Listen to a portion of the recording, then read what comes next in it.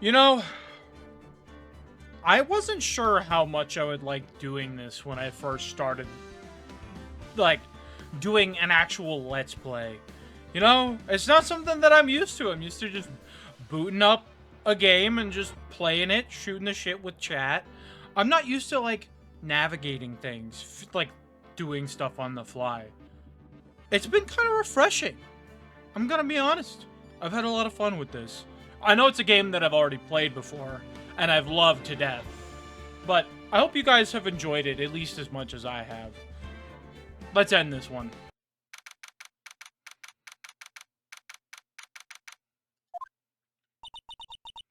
I'm so sorry, Mr. Wright. I'm sorry for what my sister said. Drastic crimes. Crimes? Drastic crimes? Require drastic measures. This is how we're gonna... This is Landon's voice from now on. That's just the way it is. We did what we had to in order for him to get the verdict he deserved.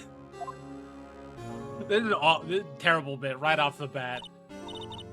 I didn't know. I mean, never knew that the SL9 incident was just another name for the Joe Dark killings. Sounds like everyone's heard about these killings but me. Lena wanted Dark convicted so badly. That's why she used me. That's why she used what happened to me. What do you mean, what happened to you? It's all there in the file. Joe Dark's last victim was Prosecutor Neil Marshall.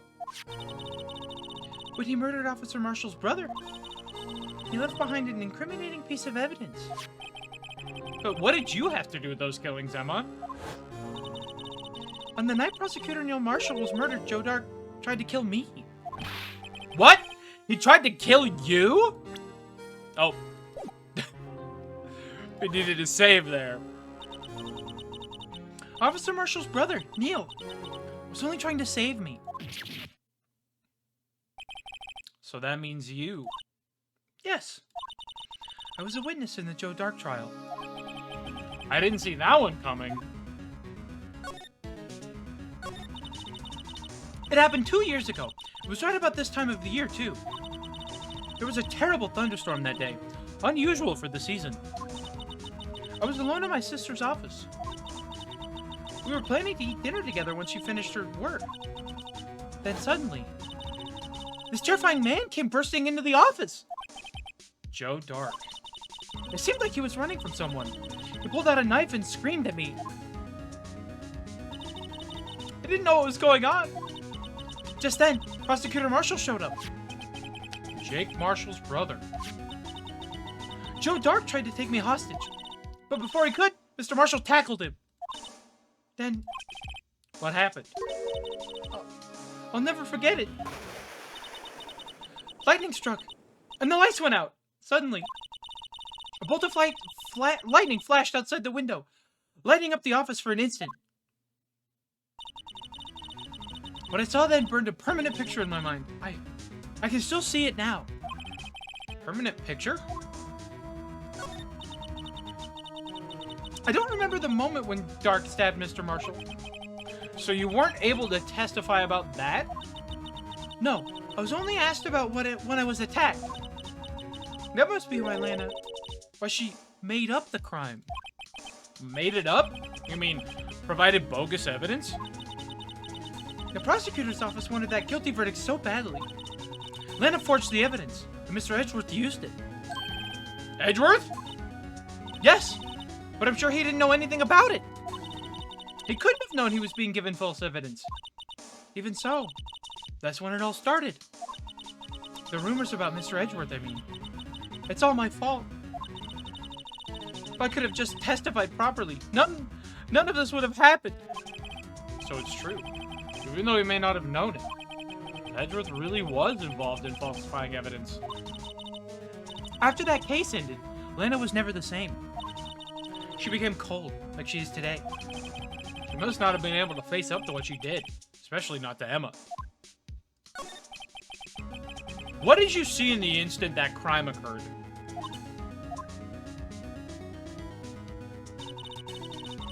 Dark knocked down Mr. Marshall and raised his knife. Leo Marshall was stabbed right in front of this poor girl. I don't remember what happened after that. Apparently, I passed out.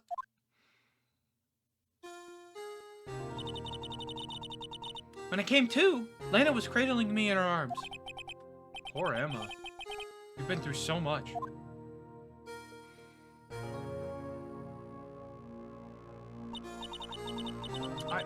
I couldn't bring myself to testify about that incident. I tried, but the worst just wouldn't come out. I drew a picture, but it wasn't any good. 2 years ago. You must have been 14. That's understandable.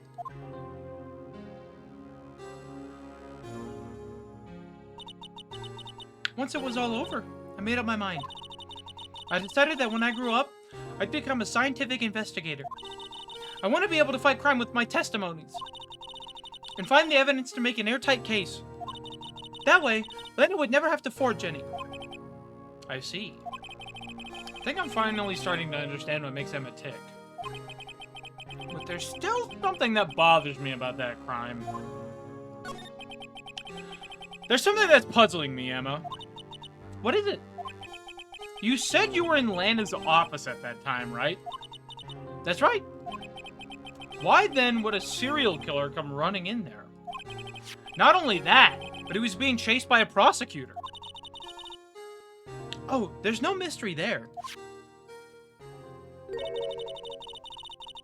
Joe Dark had been taken in for questioning that day. Taken in for questioning? You mean by the police? Of course. This happened at the police department.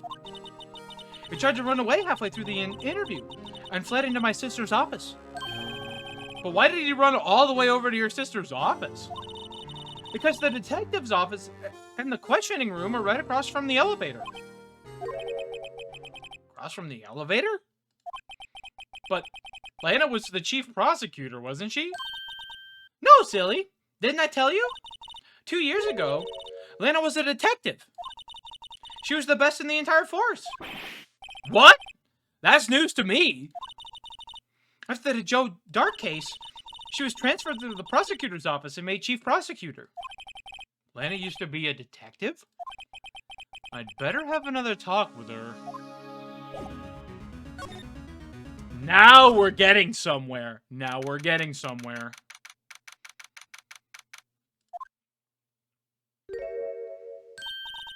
But Lena...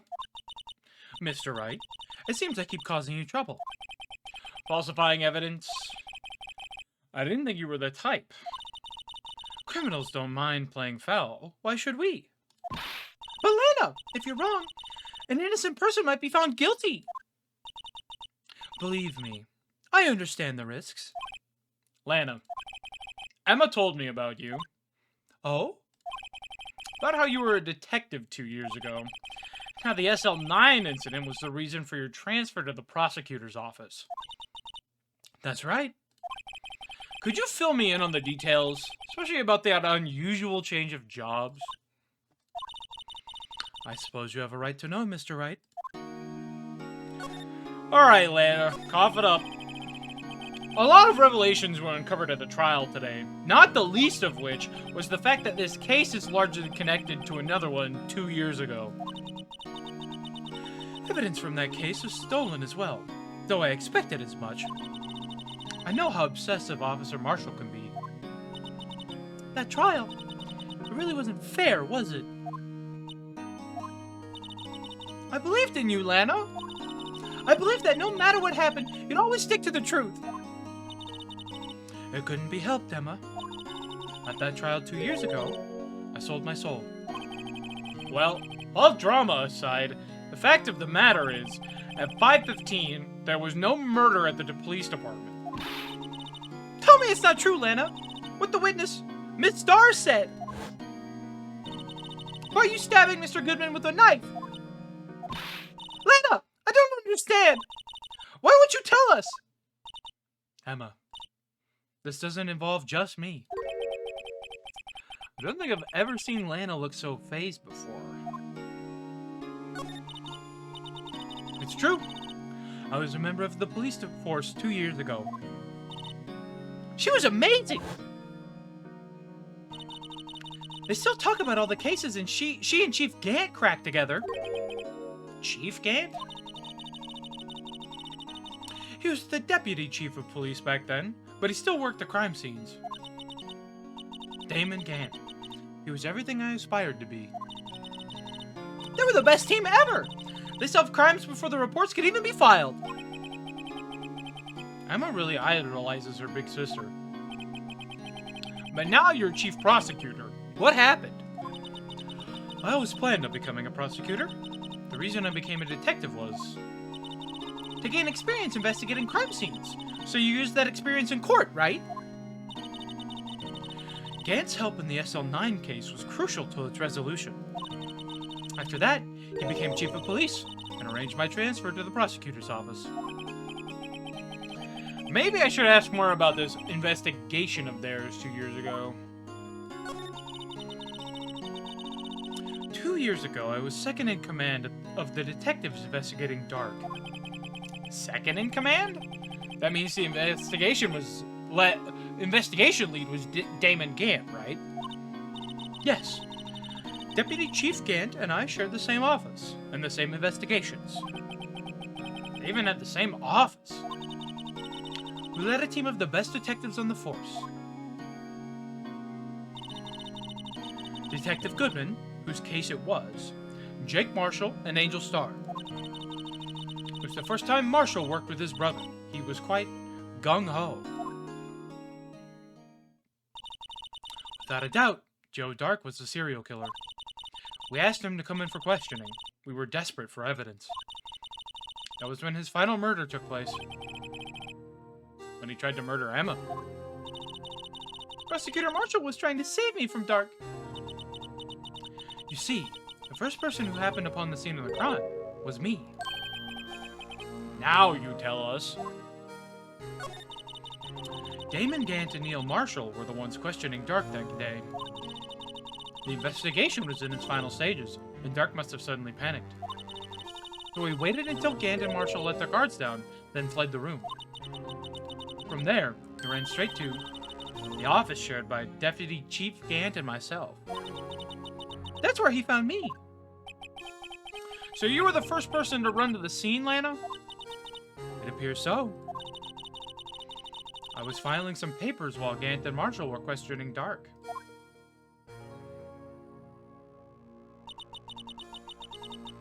When I returned to my office, I saw 3 bodies on the floor and smelled blood. 3 bodies? Prosecutor Marshall, the victim, Emma, who had passed out, and the suspect, Joe Dark. During the struggle, it seems Mr. Marshall struck a final blow before he died.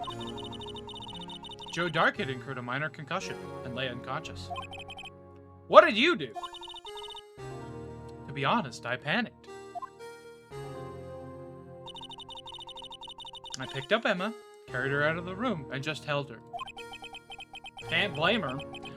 After all, her sister must have gone through. After that, I placed Dark under immediate arrest. Let me get this straight. You were all involved in the SL9 incident? That's right. Quite a coincidence, hmm? I don't buy it. What are you saying? There's no way everyone involved in this trial was also involved in that incident.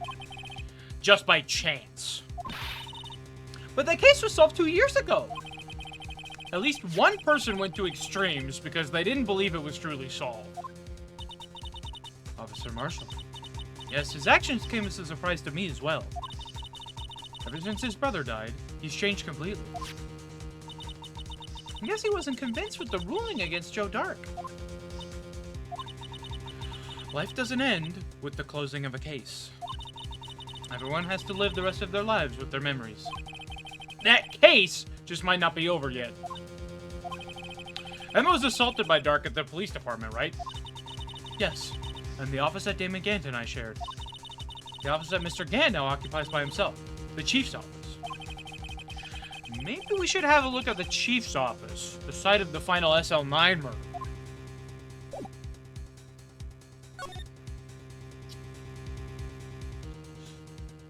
I don't remember how to get to the police department. Department entrance. There we go.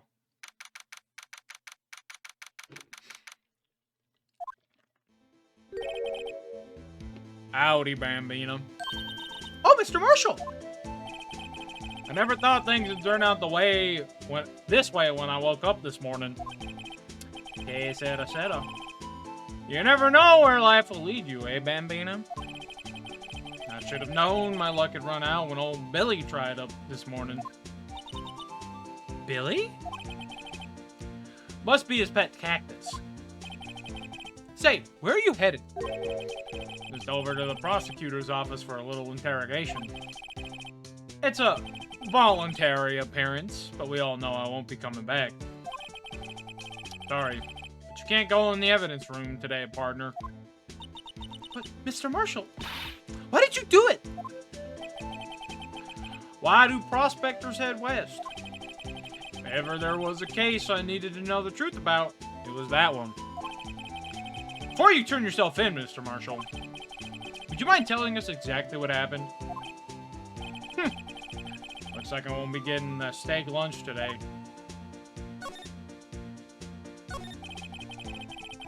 Something was fishy about that trial from the beginning. It wasn't just me either. All the detectives thought so. What do you mean, fishy? Some of the facts reported were inconsistent with the evidence we found. For example, the murder weapon. The murder weapon? You mean that switchblade knife with the broken tip? That was Joe Dark's, all right. But in the initial autopsy report, a question was raised. A question? The blade of the knife was not a perfect match with the wound the victim sustained. What does that mean? It means there's a good chance that knife was not the murder weapon. However, in the report that was finally submitted, the possibility had been erased. Could the facts have been concealed with forged evidence? That case left behind scars on all of us. The scars that the SL9 incident left behind. I got the looks, but he got the brains. He was one of the best prosecutors around. I just made detective when it went down. It was our first case together. How old was he? Your brother? He was 27 at the time. He was awarded the highest honor that very day. The highest honor? You mean the King of Prosecutors? I knew it. What are you looking at me like that for? That's an honor for a prosecutor. Mr. Marshall must have really been close with his brother. The day the SL9 incident took place, that wasn't the same day as... That's right. It was the day of the evidence transferal. Interesting. It was drizzling that morning, and by nightfall there was thunder. Can't believe 2 years have gone by already. I tried to steal the evidence so the case wouldn't die. Apparently, someone tried to stop you. Detective Goodman was murdered, and the evidence locker was empty. There was something going on behind the scenes in that case. We all knew that later. Every detective involved in that investigation, save one, was taken care of.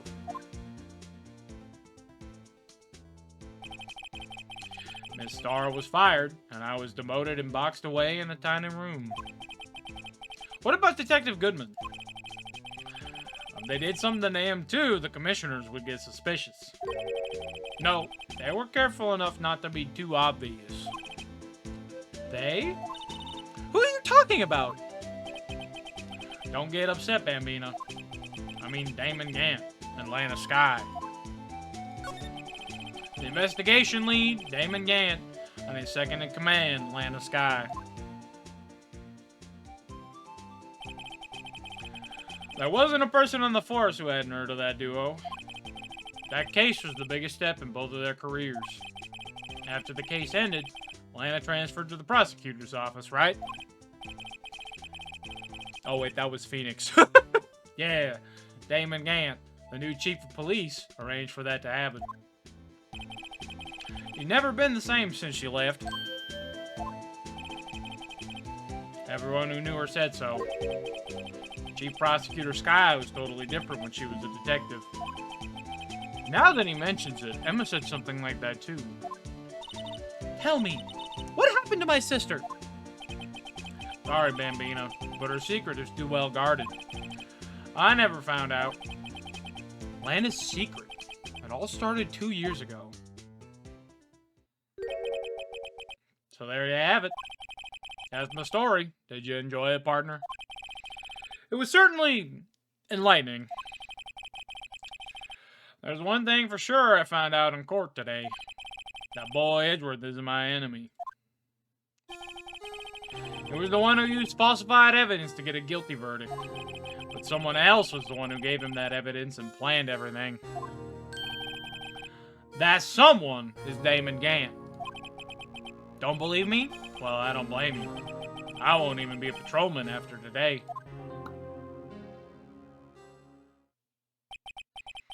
Too bad I won't be around to work with you when you become a real scientific investigator.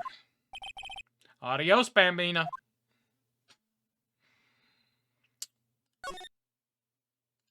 Well,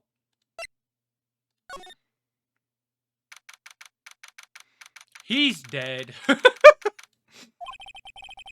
Place is always pretty empty, but today it's deserted.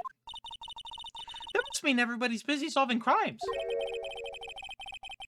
Oh, if you're looking for the others, they're all in the conference room. Thanks. Wow, he actually talked to us. With the chief prosecutor saying what she did and the decision about what to do about Mr. Edgeworth, not to mention our statement to the media in tomorrow's trial. There's more chaos going on than Thanksgiving and Christmas put together. I think festive is the word usually used for those. Sir? We'd like to have a look around Chief Gant's office. Just use the connecting hallway to the other building and take the elevator to the top floor. Really? You mean it's okay for us to go in there? I mean, we aren't police officers or anything. Hey, you're right. You can't just go in there. It's off limits. Now I see where Detective Gumshoe gets his unique charm. Well, what are we waiting for? Let's head to the chief's office. All right, up to the chief's office. This is a bougie fucking office if I've ever seen one.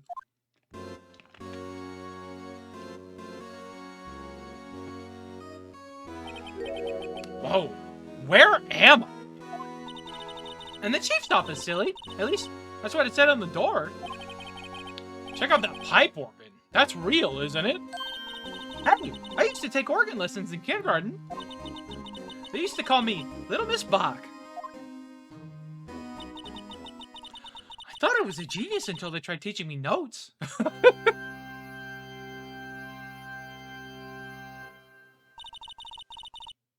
I never could remember where C was.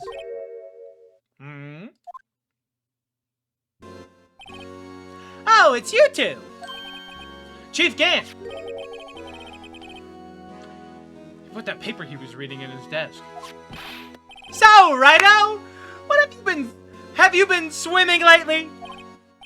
No, I haven't. I've been kind of busy lately. I can appreciate that. I've had my hands full, too, with Mr. Marshall's misconduct and Lana's provocative statement. Provocative statement? Oh, you mean about the forged evidence? 2 years have passed since that incident. My, how time flies.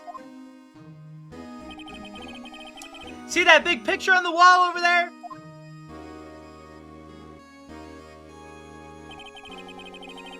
That's a picture of Lana, Neil, and me. So this is Mr. Marshall's brother, Prosecutor Neil Marshall. We took it to commemorate our work together. Something's not right with this picture. I can't quite seem to put my finger on it, though.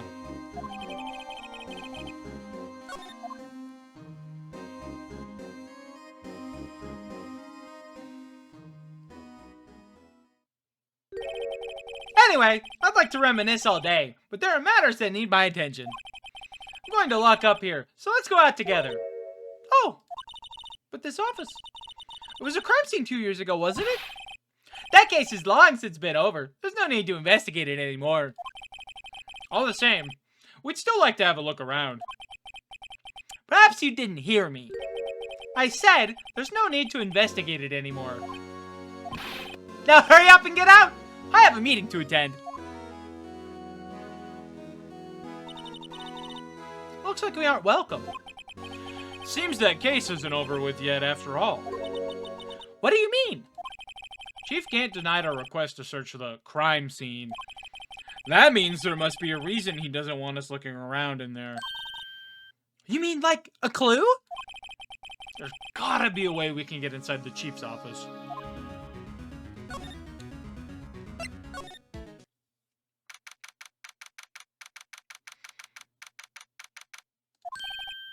Hey, pal! Detective Gumshoe! Aren't you supposed to be in a meeting? I'm, just taking a breather. My feet hurt. From sitting so long?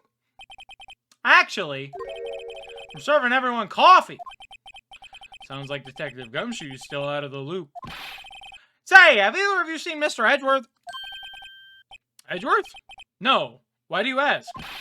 He's under fire from both the police department and the prosecutor's office. It's almost like the battle's between you two in court. That sounds serious. Is it because of what my sister said? That's basically what it all boils down to. I falsified evidence 2 years ago. Now Mr. Edgeworth has the whole world after his blood. Yikes. Alright, Gumshoe, what you got? But why would Edgeworth be blamed? It's not like he knew the evidence was forged. Lana Sky is the guilty party here, isn't she? Regardless, the prosecutor is responsible for the evidence they present in court. Not only that, but as you know, there have been lots of rumors going around about Mr. Edgeworth. His amazing talent as a prosecutor has kept him safe from those who don't like him. But now, with this... Are there really so many people who hate him? In our world, only those with talent rise to the top. Mr. Edgeworth not only has that, but he's young. There's no better recipe I know of for making enemies. Hey, Dick! Keep up the good work! Yes, sir! Let's go for lunch again sometime. My treat! Yes, sir! You gotta take me back to that joint sometime, okay, Dick? Yes, sir! Seems like you don't have any problems with enemies. Yeah, well, I'm careful not to stick out.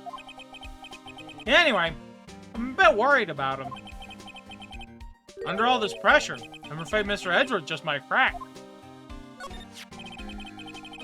Actually, I took a look at the file earlier while the coffee was brewing.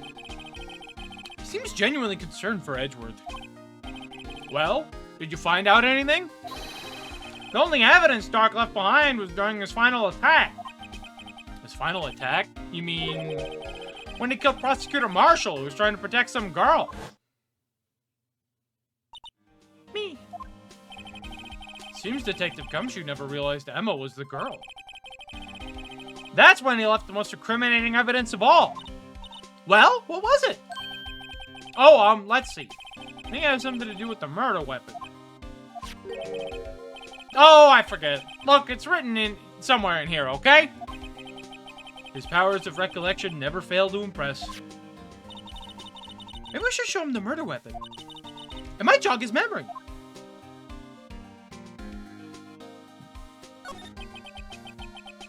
Joe Dark was 42 at the time of the crime. He was just your run-of-the-mill businessman. A businessman? What made him take to serial killing?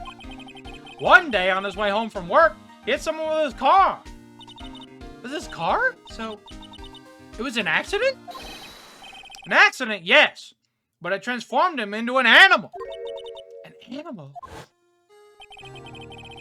He killed a man that witnessed the accident. And then he killed the lady. Then he walked by, just killed him too. And then he was burying the bodies. A jogger came upon the scene and was killed as well. Finally, he turned himself in. Seems like he was a pretty careless animal. Of course, this is all conjecture. There wasn't a single shred of evidence. So, he turned himself in.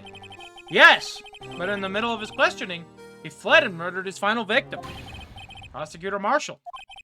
That crime was witnessed by someone too, but luckily Dark was arrested on the spot. It's a good thing that last witness wasn't killed.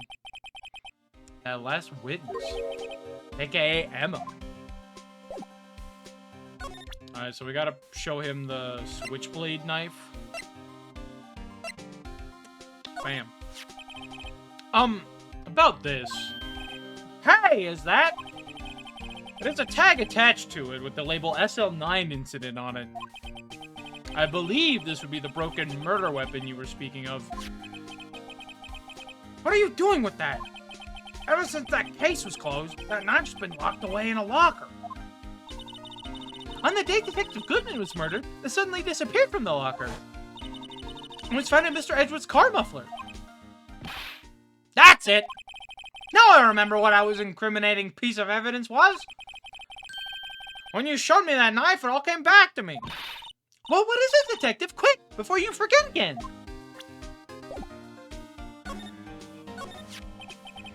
This knife, it was Joe Dark's, wasn't it? That's right. We traced it back to the store he bought it at. Plus, it had his fingerprints on it, too. But no one's actually witnessed him using it to murder anyone, right? That's where his luck ran out. When you take a good look at the knife, you'll see it's broken. You don't have to take a good look to notice that. Yeah, well, anyway, take a guess where the broken tip of the knife was found. That's what did him in. Where was it? The victim, Neil Marshall, was carrying it inside his own body. It was found deep inside the stab wound. Did it match Dark's knife? You bet! Down to the last fiber. That's pretty conclusive.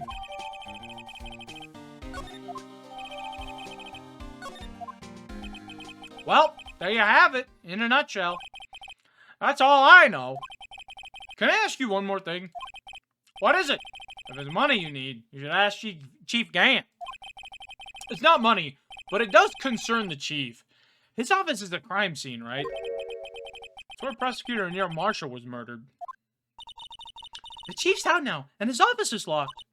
But we'd like to have a look around, if that's okay. Well, any detective's ID card can unlock the door. What? Really? But if I let a civilian in there, I'll be charged with breach of trust. Breach of trust? Simply put, I'd be canned. Oh. Sorry, pal. I don't plan on getting fired because of you. How about this ID card? It was Detective Goodman's.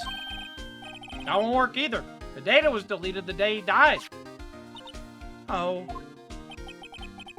So in other words, Gumshoe is our only chance of getting into that office. I wonder if there's something we could show him that would make him change his mind.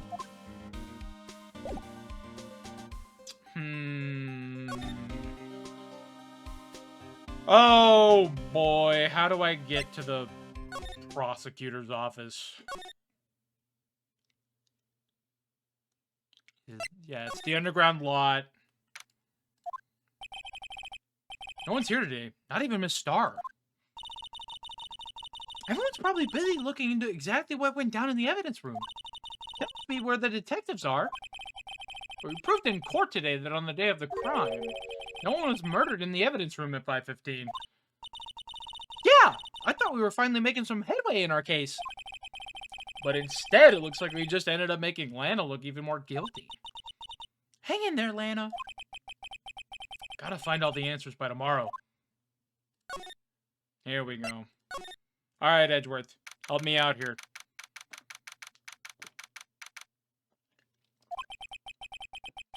I wonder if Edgeworth is back yet. There he is. Looks like he's writing something. What are you doing here? Sure was quick to throw that paper on the floor. Tough day in court, huh? I'd like to live in the past 2 years with rumors flying around. What's another allegation to me? Cheer up, Mr. Edgeworth. I'm rooting for you. That's Edgeworth for you. Always trying to hide his real feelings. So, what do you want? Unlike some people, I don't have all day.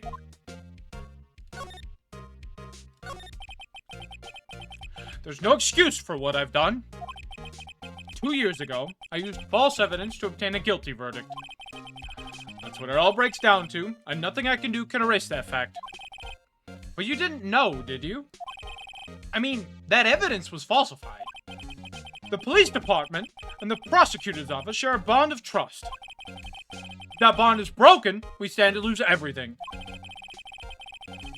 The police department's error is my error. My responsibility is the prosecutor in charge.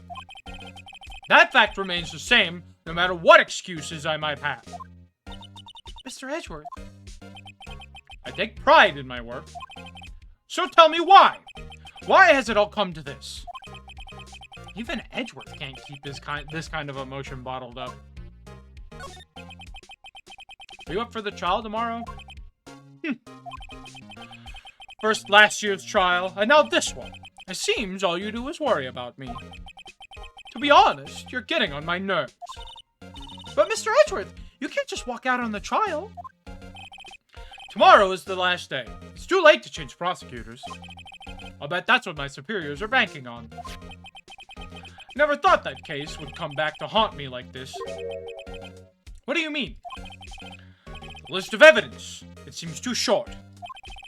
Most lists run twice this long. It's only half as long as most lists? That is odd.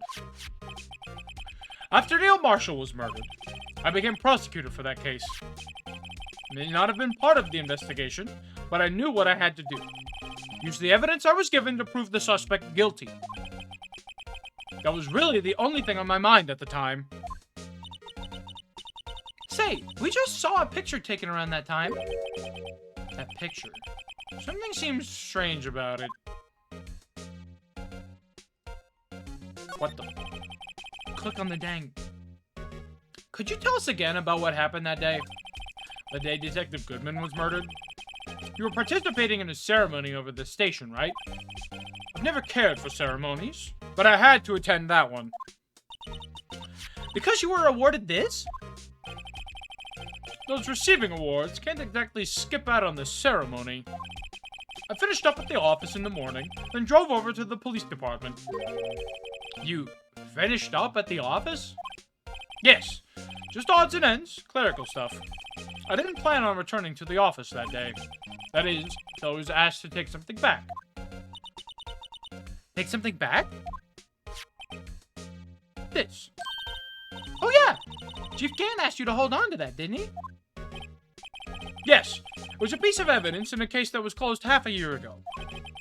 He asked me to bring it back to the prosecutor's office. That's the story we heard yesterday.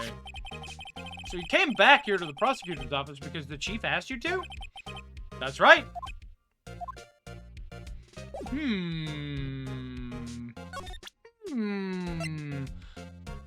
And everything is all lining up. The chief asked him to do this. The chief had him do that.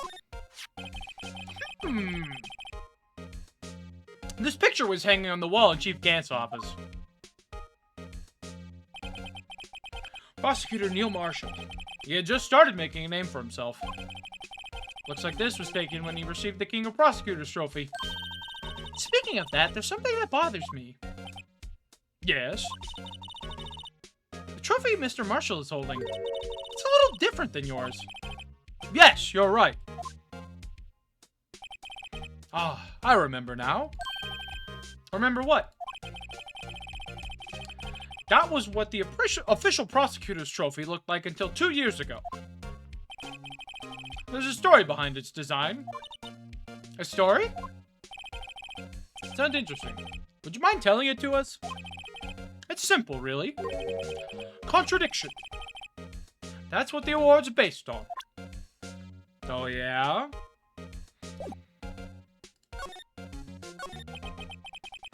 This award originates from an ancient Chinese tale.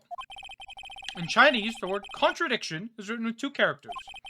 First means halberd, second means shield. Have you heard this story? Me? Oh, sure, everyone knows that. Why don't you tell it, though, for Emma's sake? Very well.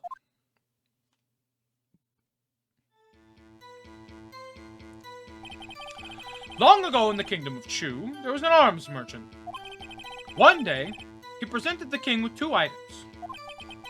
The first was a halberd he claimed could slice through any shield or armor. The second was a shield he claimed could withstand any weapon.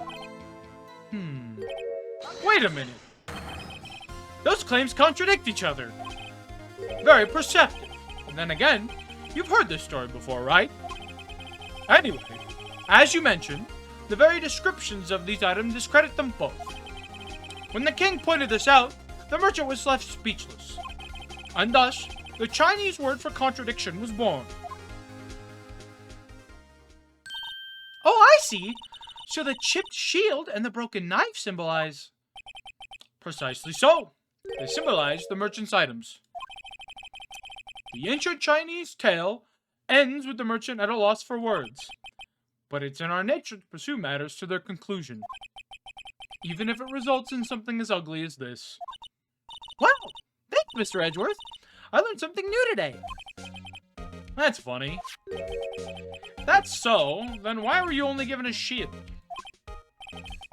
I'll have to ask Chief Gant. 2 years ago, he had the halberd part of the award abolished. Chief Gant. Everything comes back to Chief Gant, huh? It's all coming back to Chief Gant. Excuse me. Oh, here she is. Would either of you care for a £1/4 of roast beef? Miss Starr! I guess she's out of lunches. You certainly are the curious sort, aren't you? Kind of like the first person who sucked a cow's nipple to discover milk.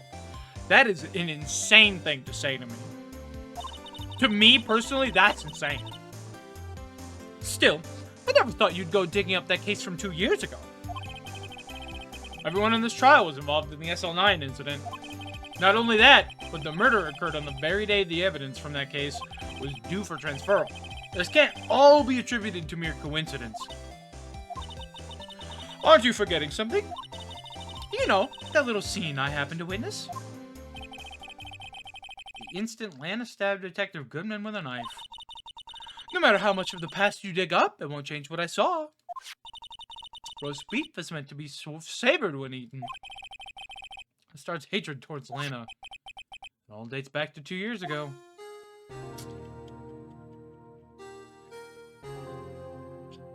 Oh, excuse me. Oh my goodness. Alright, anyway.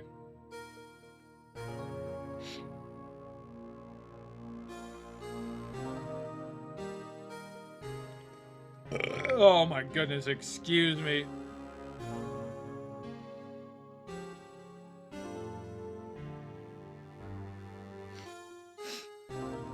What the hell am I doing? Wait, hold on. I need to go back. Because I need to... I forgot. Wonder what he was writing before. Come on, Mr. Wright. Let's take a look. Are you crazy? Edward is sitting right there. Just distract him. I'll check it out. Hey, Edgeworth. Is that Detective Gumshoe out the window right there? Oh no, he's falling to the ground! Hold on. First, let me see what this girl's doing crawling around my feet. He didn't even look. What? Letter of... If you're having trouble reading, I'll read it for you. It says, letter of resignation. Resignation? Edgeworth, you don't mean... I'm tired, right? Feel as if something inside me has died. But Mr. Edgeworth, none of it is your fault. You know the path I've walked. You don't need to tell me. The path I've walked hasn't been a just one.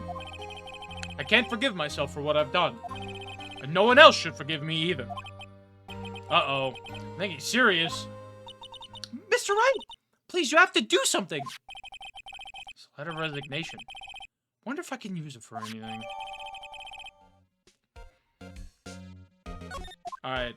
Now, I almost forgot about that. Alright, now we can go back. Now we have to talk to Angel. No, god damn it. Hit the right button! Joe Dark. That's a name I'll not soon forget. We trailed him for half a year. Oh, the pressure! Still, I don't think I was ever more alive than I was then. Those days were steamier than a bowl of hot gravy. Poor old Jake Marshall, though. Must have been going through hell. You mean, because of his brother's death? They're close, those two. After Neil died, something took over Jake. He became obsessed. Seeing Jake like that made her all the more desperate. Her? Lana Skye. My sister? Best of the best were put on that SL9 case. Of course they were led by that legendary duo. Lana and Chief Gant.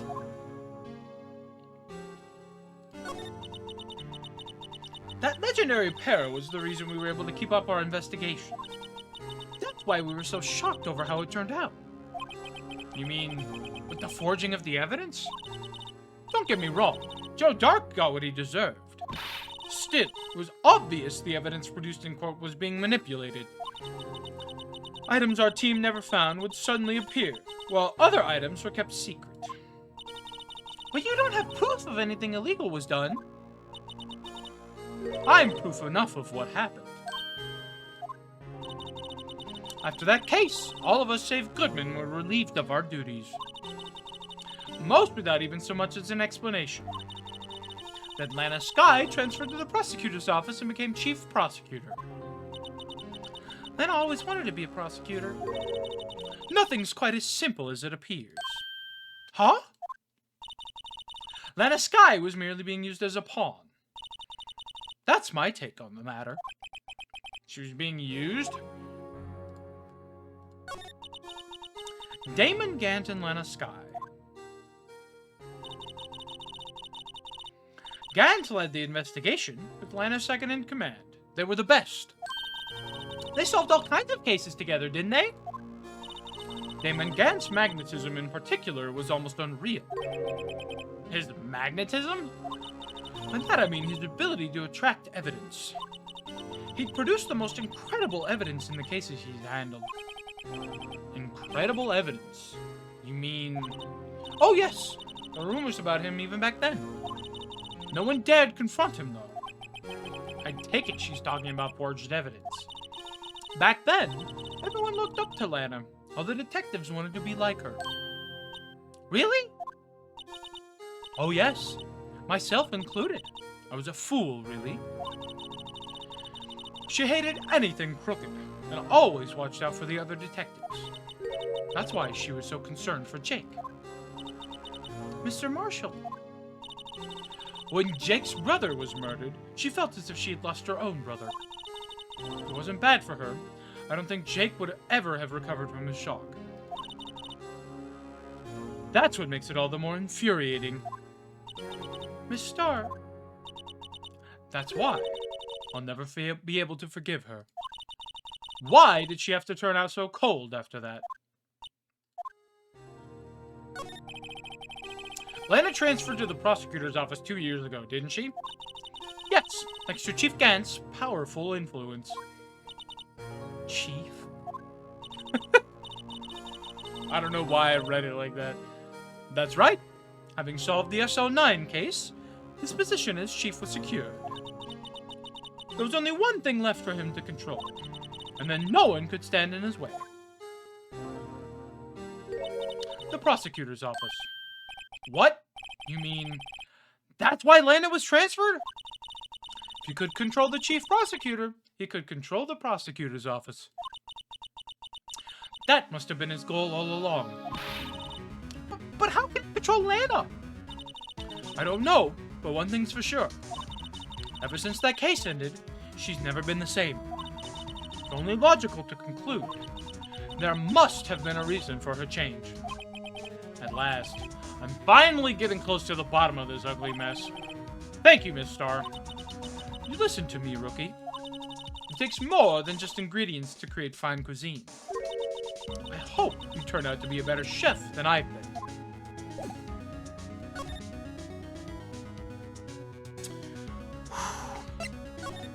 We are getting there. We are getting there. We're getting there. Oh, you're back! You're still here? Gotta make 150 copies of those files. Brewing coffee, copying files. Turn it into a regular DJ. You're a DJ as well? If I'm not mistaken, I think he means desk jockey. Oh, that DJ! I gotta admire your persistency, but my answer's still no. I'm not letting you into the chief's office, period. It'd be my neck on the line. That office is the last crime scene in the SL9 incident. I have to take a look in there. There's got to be something we can do to make the detective change his mind. This right here is why I needed to go back into Edgeworth's office. What's this crumpled up piece of paper? No way! Mr. Edgeworth can't be serious! Is he ever not serious? I can't believe they pushed him this far! Mr. Edgeworth really feels responsible. When I first met him, I thought he was cold as ice too. But I know different now. He trusted us detectives to provide him with sound evidence. But we betrayed him. Detective? That's it. I've made up my mind. But here, take my ID card. We can't do that. If someone found out, they wouldn't let you off the hook with another lost item report. Look at me. It's no secret I'm already out of the loop. After all, I'm friends with Mr. Edgeworth. Depending on how this case turns out, I might already be as good as terminated. What? So, at least let me do this. For Mr. Edgeworth's sake. Alright, detective. Thank you.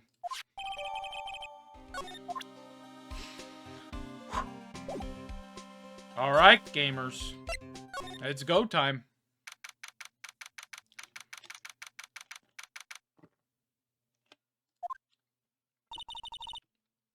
Here goes, Mr. Wright.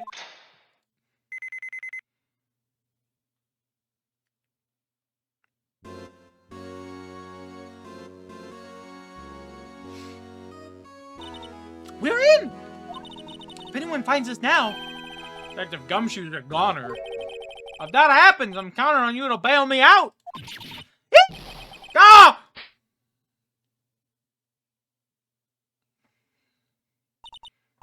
Sorry, I thought you were a ghost. I didn't even know you could slap a ghost.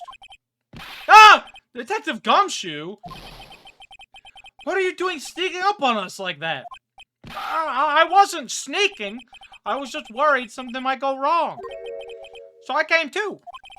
If you're here, then what's the point in giving us your ID card? Crushed and rendered unusable in pocket. Hey, don't do that to my card!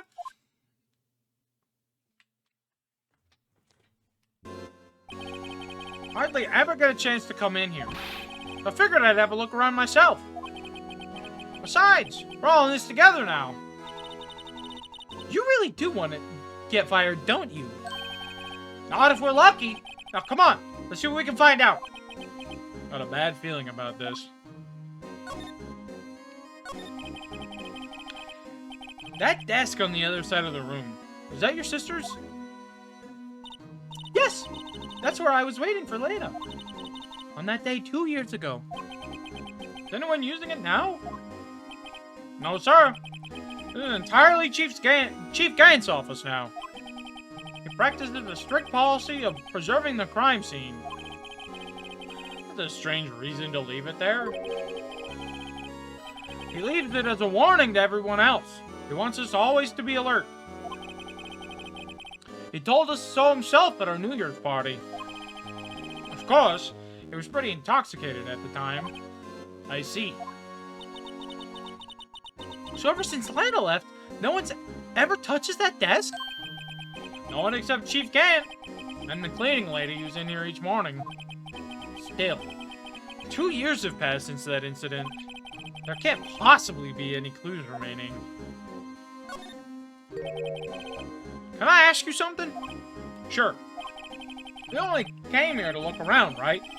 Because it's one of the SL9 crime scenes. I mean, that's your only reason for coming here, isn't it? Why do you ask? You don't think... Nah, you wouldn't be... No. No, there's no way. Never mind. Don't worry about it. Okay, now then, let's look around a bit more. Hey, hold on! Not so fast, buddy! Huh? What is it?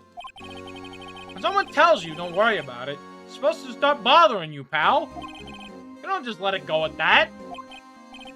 Sorry. This guy's starting to get on my nerves. Okay, so what's bothering you? You two don't think Chief Gant might be a suspect, do you? What? He's right, Mr. Wright. What do we think of him?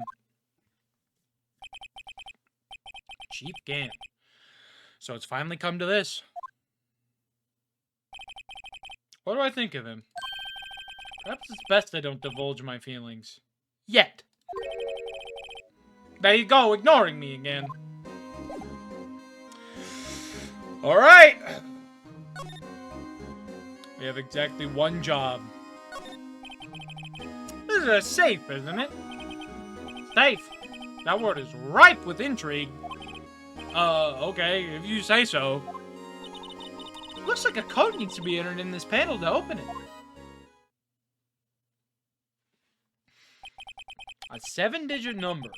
I think I just might know what it is.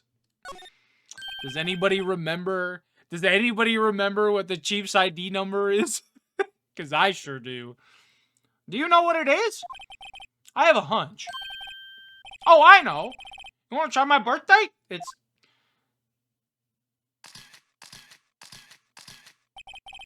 I have a better idea. There goes nothing. This is really funny.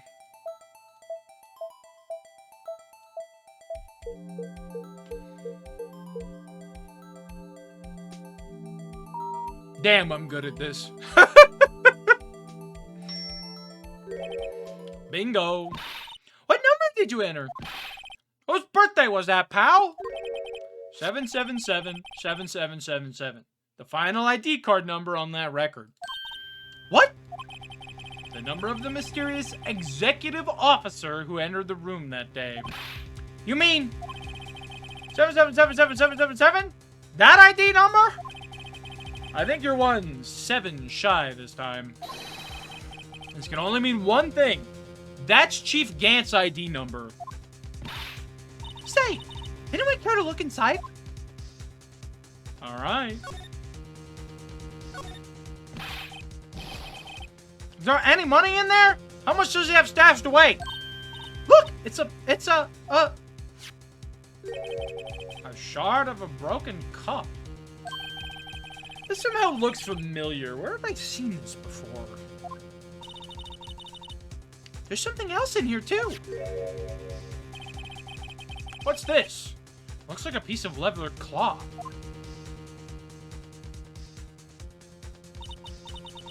This is a handprint, isn't it? Hey! I saw someone wearing a shirt like that once. You think the chief made up the design?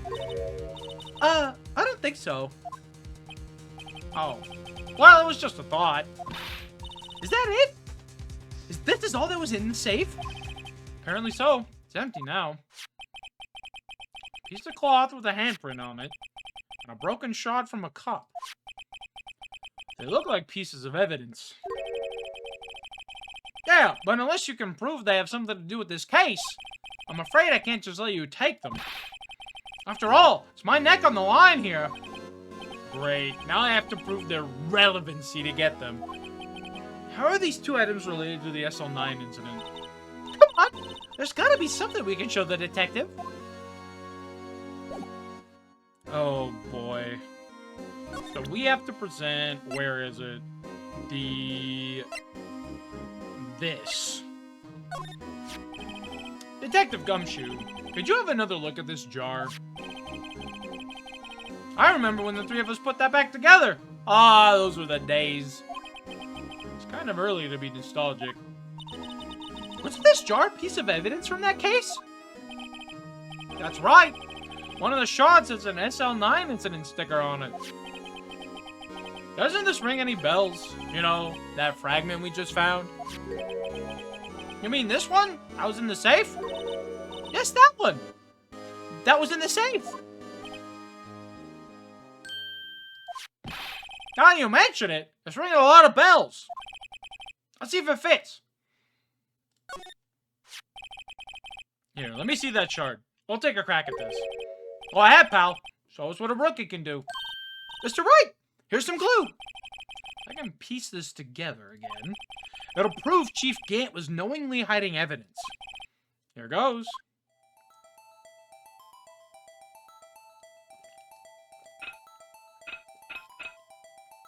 It was already a line. Alright. There! It fits like a charm. That, of course, means Chief Gant willingly and knowingly hid a piece of this jar in his safe. In other words, he concealed a piece of evidence from the SL9 incident. But... Hey guys, get a load of this! What is it? This piece you just attached. It's different from the others.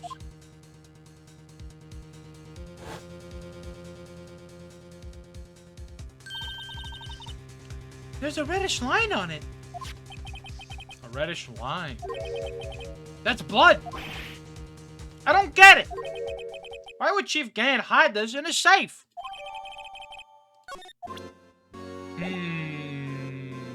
It could be anything. Alright, hang on. Where is... Detective Gumshoe, I'd like you to have a look at this. Hey, I know what that is. You want to take some fingerprints? That's a great idea, Detective. Alright, go to town. Sheesh. What are you doing? Why are you sticking your hand out like that? Go ahead, take my fingerprints. It's not your fingerprints we want to take. Huh? Come on, this isn't the time for jokes. We're talking about that cloth we found in the safe. Oh! I knew that. The one with the handprint on it, right? Sheesh. What's your sense of humor? Okay, Mr. Wright. Let's check for prints. Sprinkle the powder on the cloth. Then, once they've been absorbed in their prints, blow the rest away. What are you, my mom? I don't have to be told a million times. Alright, let's get this over with.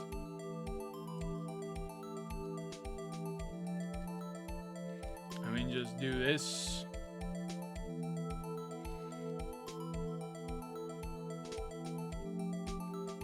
Forgot it's easier if I just click and then hit the enter button.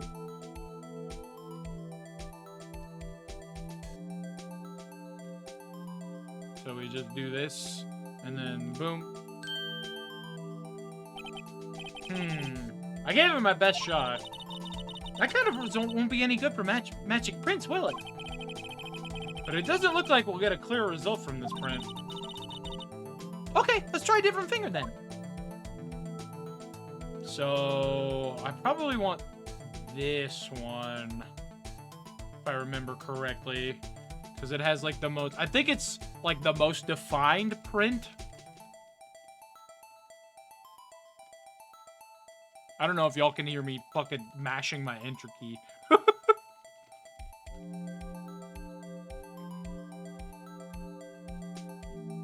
Alright. There we go. Oh, what do you mean it's not done? What do you mean there's not enough? Fine. Fine! Take more. You ungrateful bastard.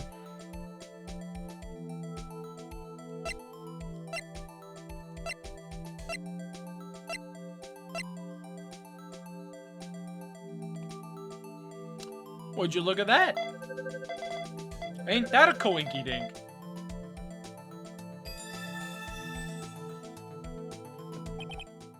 No. How can this be? What are Emma's fingerprints doing here? Hey, you found a match? Whose fingerprints were they? Huh? Oh, it seems the prints are too old. They aren't clear enough to get a match. Oh, that's too bad. I thought they'd be Dark's prints. Psst. Hey, you. Over here. What's going on here? What are that kid's prints doing inside the chief's safe? Don't ask me.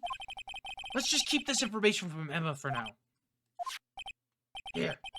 Maybe you should hold on to this.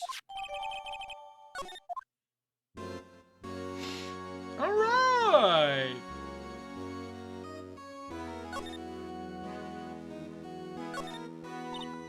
Wow! Look at the size of Chief Gant's desk! Speaking of that, when we were here earlier... Oh, it's you two! Chief Gant! Put that paper he was reading in his desk. I wonder what he was reading. This looks like a list of evidence. A list of evidence? In most cases, the list runs twice as long as this, though. Hey, look at the case name! Huh? SL9 incident? I wonder what this is doing here. Hold on, detective. What did you just say? I said, I wonder what... No, about evidence lists. Normally they're twice as long? That's right. I guess there wasn't a lot of evidence. A half-sized list of evidence. The list of evidence seems too short. Most lists run twice as long. What would the other half of the list be doing here? I knew it! The chief must be hiding something about that case. Would appear so. Well, was I any help? Of course! Thanks to your ID card, we were able to get some hard evidence. That's not very kind, is it? In other words, if it wasn't for his ID card, he would have been useless. Isn't that right, you in the coat? Chief Gant! We didn't think you'd be back so soon. Fortunately, I'm a man who believes in signs. As I was walking to my meeting, I happened to look out a window and saw a stray dog run into a pole. Just then, I thought of a certain detective. Do you mean me, sir? Now then, I'm afraid I'm going to have to ask you all to leave. Yes, sir. Sorry. Oh, you in the coat. Me, sir? Drop off your ID on the way out. You won't be needing it anymore. But sir... Now get out! Yes, sir! We'll be on our way too, then. Wait! You, the one without the spiky hair. Don't go yet. Me, sir? I'd like a word with you. But, sir, I'm not a licensed scientific investigator yet. You, with the spiky hair. You're free to go. Mr. Wright! Uh-oh. Uh-oh. Look, pal. If I told you once, I've told you 1,000 times.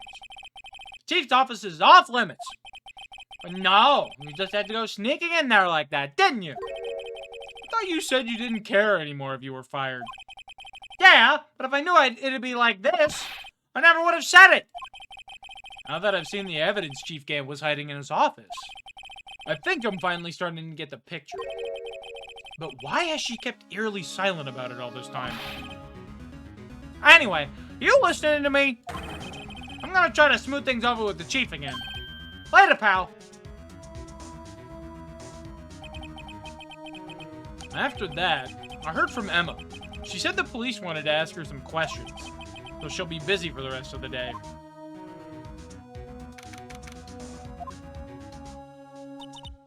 I see. So the chief asked Emma to come in for questioning. It's no use thinking about it. Tomorrow's the final day in court. I'm committed to doing everything I can to defend you, which is why I'm here. But I've already told you all I can. What you've told me over these past couple of days is absolutely nothing. Not a single useful thing. Really? I believe I did mention something quite important. Something I told you right at the beginning. I said that I was the one who stabbed Detective Goodman. You know, I think I finally figured it out. I know who it is that's lurking behind your words. Mia did a good job mentoring you. I'm rather jealous. It seems Edgeworth was right. Edgeworth? Once you're convinced you know something, no one can persuade you otherwise. Big-headed is the term he used, I believe. Now's my chance to get her to tell me the rest of the story. Alright, cough it up, Lana. I have to admit, I was more than a little perplexed at first. You insisted you did it, yet there was no incriminating evidence. That's when it hit me. It's not that you're unwilling to tell the truth. It's that you're incapable of doing so because of a certain individual. What an intriguing notion. A certain individual, you say? So you think I'm protecting this person? Protecting? No. I think afraid of is more like it. If I'm not mistaken, the person in question may have persuaded you to silence. For argument's sake, Mr. Wright, whom, may I ask, is this person you're speaking of? The one I am supposedly so frightened of. What is this person's name? Ooh, man. They just handed it to me, huh? Well, Miss Guy? Mr. Wright, you are addressing the chief prosecutor. Do not forget your place. I take it she's still not ready to spill the beans. My apologies. Could you please tell me a bit more about what you think you know? We were partners until 2 years ago. I respected him as a detective. Assuming he is respectable, then tell me something. Why would he try to hide his crimes? His crimes? Both you and Edgeworth will be brought before a board of inquiry for what you did. Specifically, hiding and forging evidence. Of course, these are serious offenses. Why is it, though, that Chief Gant's name was never mentioned? Chief Gant?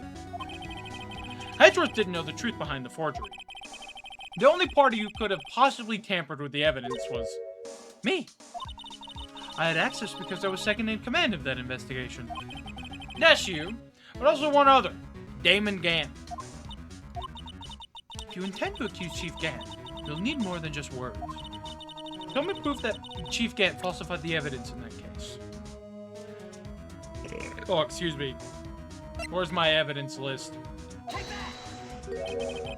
I just found this in his safe in the chief's office. This jar piece and this piece of cloth. Do you know what these are?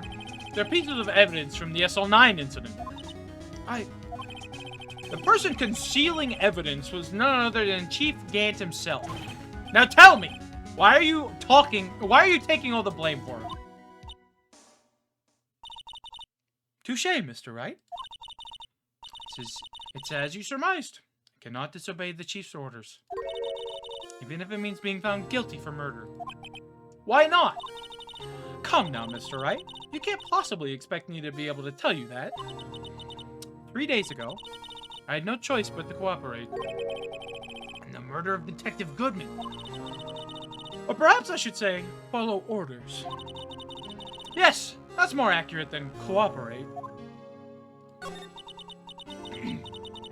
Although I can't tell you the details, I can say that I was given an order that day. I need you to dispose of Bruce Goodman's body. You'll find it inside the trunk of Miles Edgeworth's car.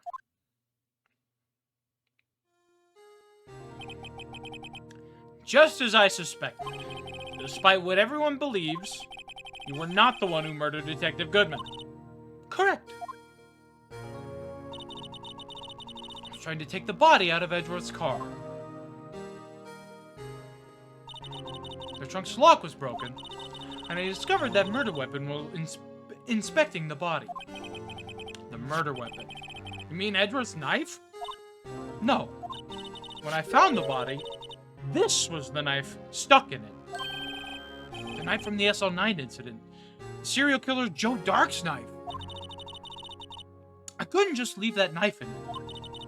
So I took it out and stabbed him with another knife. That would be Edgeworth's knife? That's right. Even though he was already dead, my hands were shaking at the thought of stabbing him. That's why I ended up cutting my hand. And that is the reason for the bandage on your right hand? Yes. Seems that I got blood in the victim's shoes as well. And then? She saw me just as I plunged the knife in. Miss Starr, huh?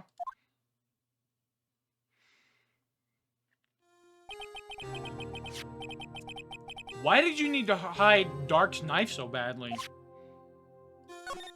It took a lot of work to find and close the Dark case 2 years ago. It was over with. I didn't ever want to be opened again. My intent was to prevent that by whatever means possible. So, you hid Dark's knife. The weapon used to stab the detective was evidence in Joe Dark's case. If word got out, which it would, the reporters would have had a field day with that. So you wrapped the knife in your scarf and hid it. In Edward's exhaust pipe. Right. Then I called my sister. To tell her what happened. And to ask her to hide the knife that was inside my muffler. You asked Emma? I didn't want anyone on the force to know about this.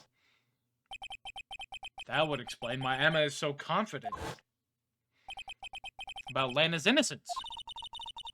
Speaking of phone calls, I had a bad feeling about one of them that day. A bad feeling? The truth is, after I received those orders from Chief Gant, the first thing I did was make a phone call. A phone call to Patrolman Jake Marshall. To Marshall? Why on earth would you call him? The lead investigator for the SO9 incident had been murdered. I wanted that fact to be kept hidden, and I needed help. He was the only other person I could trust. Or at least, I thought I could trust him at the time. However, it seems that after I spoke to him, he went off on an escapade of his own. Oh, you mean, not wanting the case to die, he decided to take things into his own hands. He disguised himself as Detective Goodman and tried to steal the evidence. He had already stolen the ID card, but it seemed he still hadn't made up his mind to break into the evidence room. After my phone call, any remaining doubts he had must have disappeared. So your phone call caused the incident in the evidence room?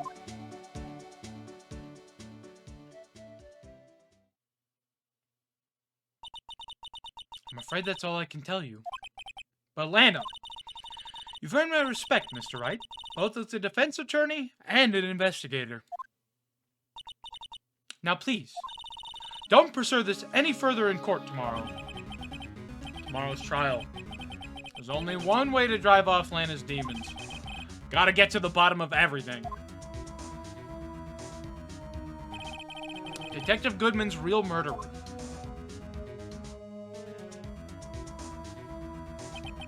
And what went down in the chief's office 2 years ago.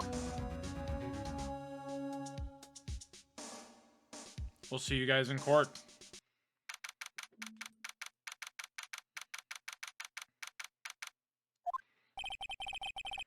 This is the defendant lobby, all right? But there's no defendant. I've been trying to reach Lana all morning. Where could she be? And where's Emma, for that matter? And it almost seems as if something's been happening behind the scenes. Edgeworth! Knowing you've already figured it out. Who the owner of the 7777777 ID number is, that is. Well, I have a pretty strong hunch. Looks like I'm not the only one who's figured it out. You know, the only reason this trial didn't reach a verdict yesterday is because there was still room for doubt regarding this ID record. That number does belong to whom you suspect, then no doubt will remain. After all, he hasn't been officially charged with anything. True, not yet. In any event, once all doubt has been removed from that list, I can call for a ruling.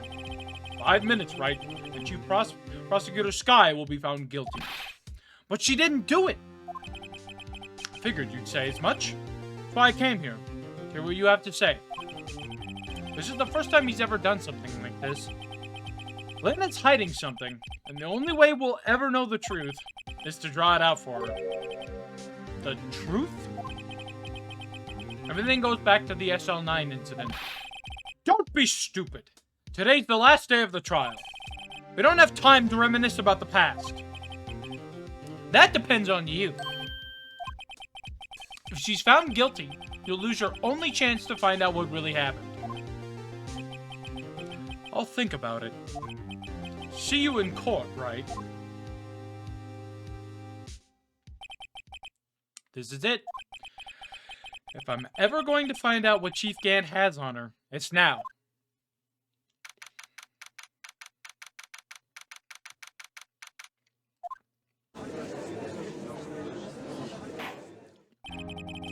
Court is now in session for the trial of Miss Leona Sky. The defense is ready, Your Honor. The prosecution is ready, Your Honor. Normally, this is when the prosecution puts forth its opening statement.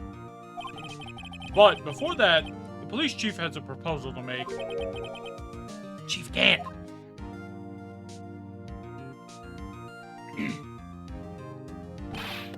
Morning, folks! How's everyone doing?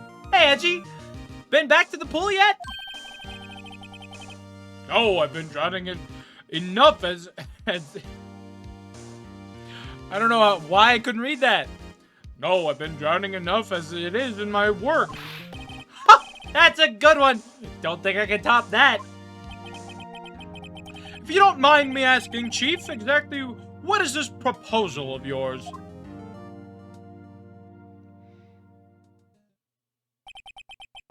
Leona, that is to say, the defendant, has asked me if she could speak directly to the court. She wants to do what? Having heard what she intends to say, I feel she should be granted her request. In the end, it should save everyone a lot of time and trouble.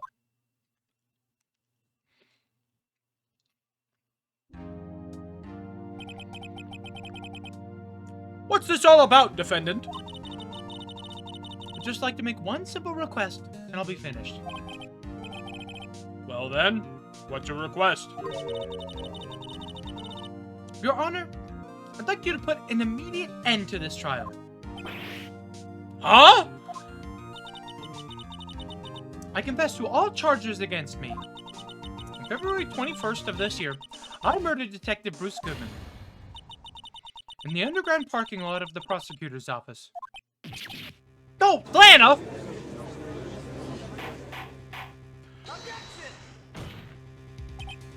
You can't! Your Honor, the defendant's claim does not change the defense's plea. In that case, Mr. Wright, I no longer require your services. What, Leona? Your Honor, I hereby forfeit my right to an attorney.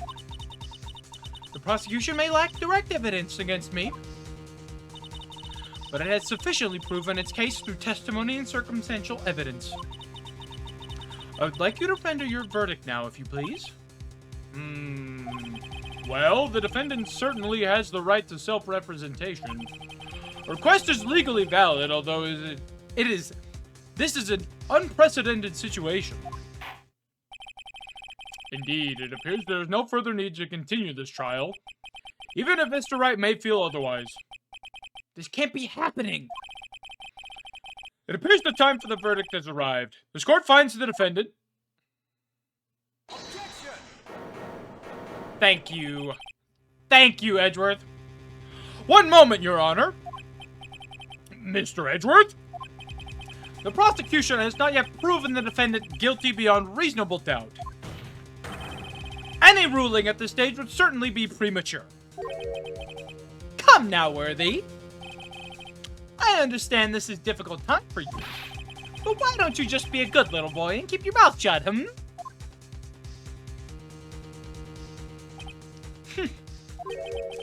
I don't think I care for your tone, Chief Gant. What? Creating another fabrication to cover up your past mistakes.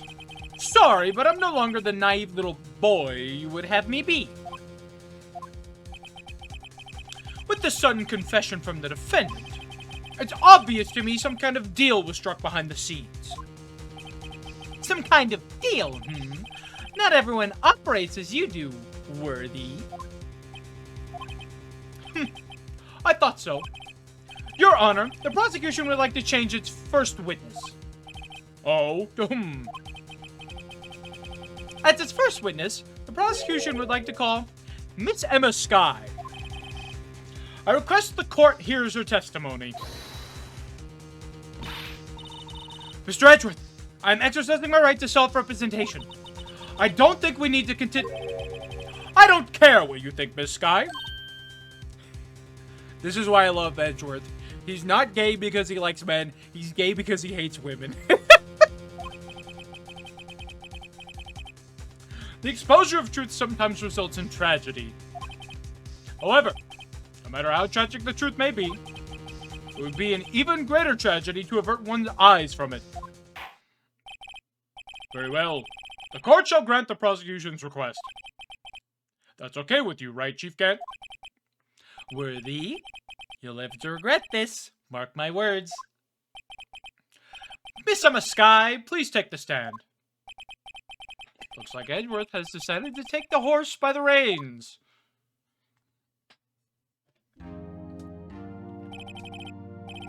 Now then, witness, please state your name and occupation. My name is Emma Skye. My occupation? I'm Lena's little sister, and I want to be a scientific investigator. 2 years ago, you encountered the serial killer Joe Dark of the Joe Dark killings. Is this correct? Yes. Trying my hardest to forget about that, though. I'm sorry, but I'm afraid I'm going to have to ask you to recall those events one more time. Mr. Edgeworth, please remember this trial concerns the murder of Detective Goodman. Is it an incident that was resolved 2 years ago really all that relevant? Yes, it most certainly is. Well, okay then.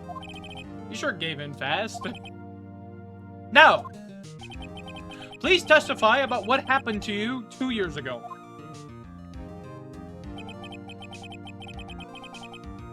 The trip to yesteryear has finally begun. It's bound to lead to the truth behind this trial.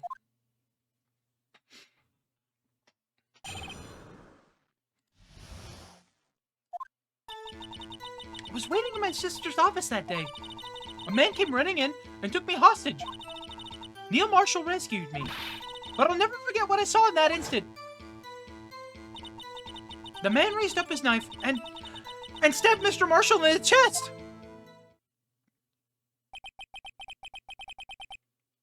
It's a good thing you weren't harmed. I passed out. I don't remember much. That's understandable. However, please tell me, Mr. Edgeworth, what does this testimony have to do with Detective Goodman's murder? That will soon become apparent, Your Honor. You've got to admire him for his courage, considering he has no evidence. Very well. The defense may begin its cross-examination.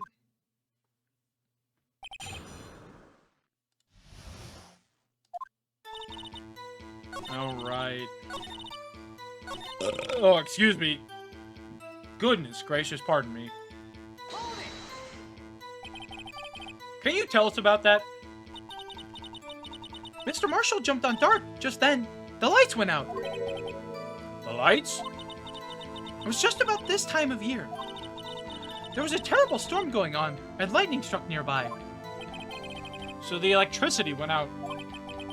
Wait a minute. It was pitch dark in that room. You shouldn't have been able to see anything, right? Right, but just then, lightning flashed outside. That sudden flash left an unforgettable image in the scene of my mind. I see. I told the detective about what I saw then. The detective? Yes, Detective Goodman. He was in charge of the case. Detective Bruce Goodman, the victim. So you spoke with Detective Goodman about this 2 years ago? Yes! That's what's so scary about this trial. And you told Detective Goodman about what you saw? Yes, but at the time, the words just wouldn't come out. That's why I drew a picture. A picture? Yes, I think she mentioned that before. Well, Mr. Wright, have you heard enough? Oh, excuse me. I would like to ask about the picture, Your Honor. This picture the witness drew, I believe it has a very important meaning. But the list of evidence I was given 2 years ago didn't contain a picture. Witness, would you mind if we added this statement to your testimony? Yes, Your Honor.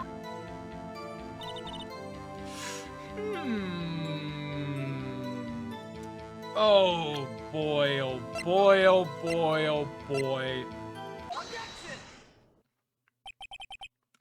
Mr. Edgeworth, this little girl put all her heart into drawing that picture. And yet, you would insist on denying its existence? Huh? Hey, I'm not the bad guy. All I'm saying is that as the prosecutor for that case, I wasn't handed such a picture. That may well be. But that doesn't mean it doesn't exist. Behold! This is the evidence list for the SL9 incident.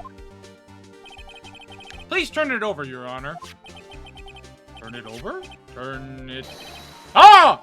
What's this?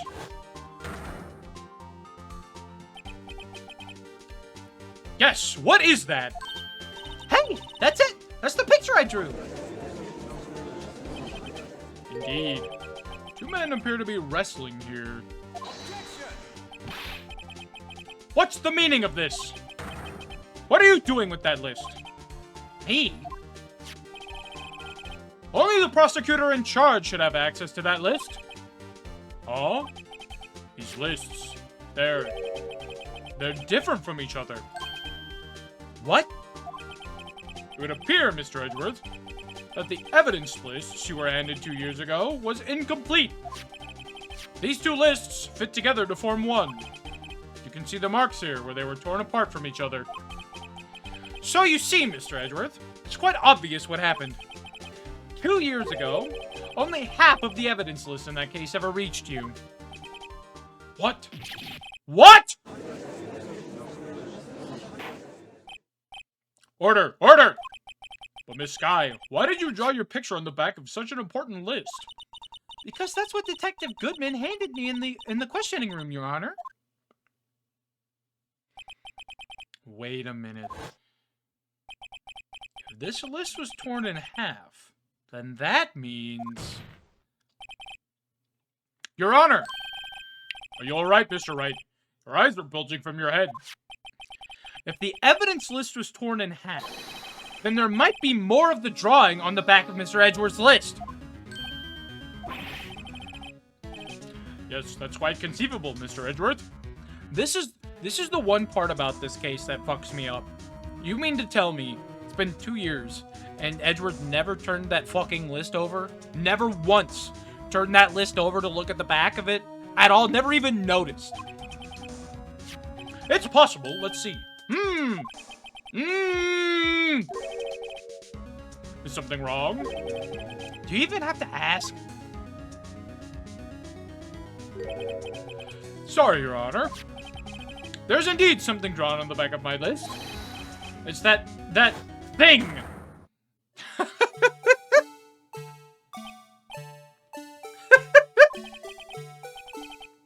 That's that thing.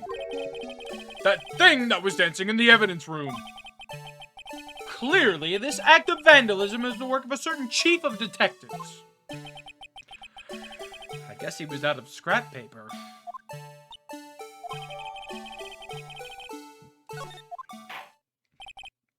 Very well. Witness, will you please testify about this picture you drew 2 years ago? Huh? Oh, yes, sir, Your Honor. What's wrong with Emma? She seemed to be thinking about something when she was looking at the picture.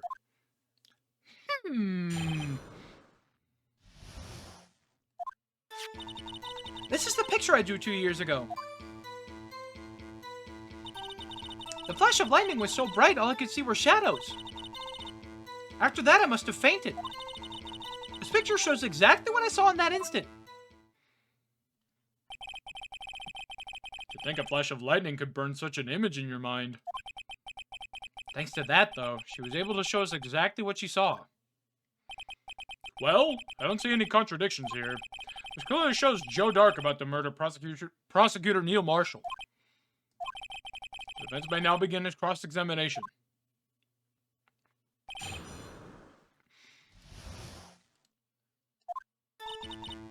All right. Excuse me. Where's the autopsy report? There it is.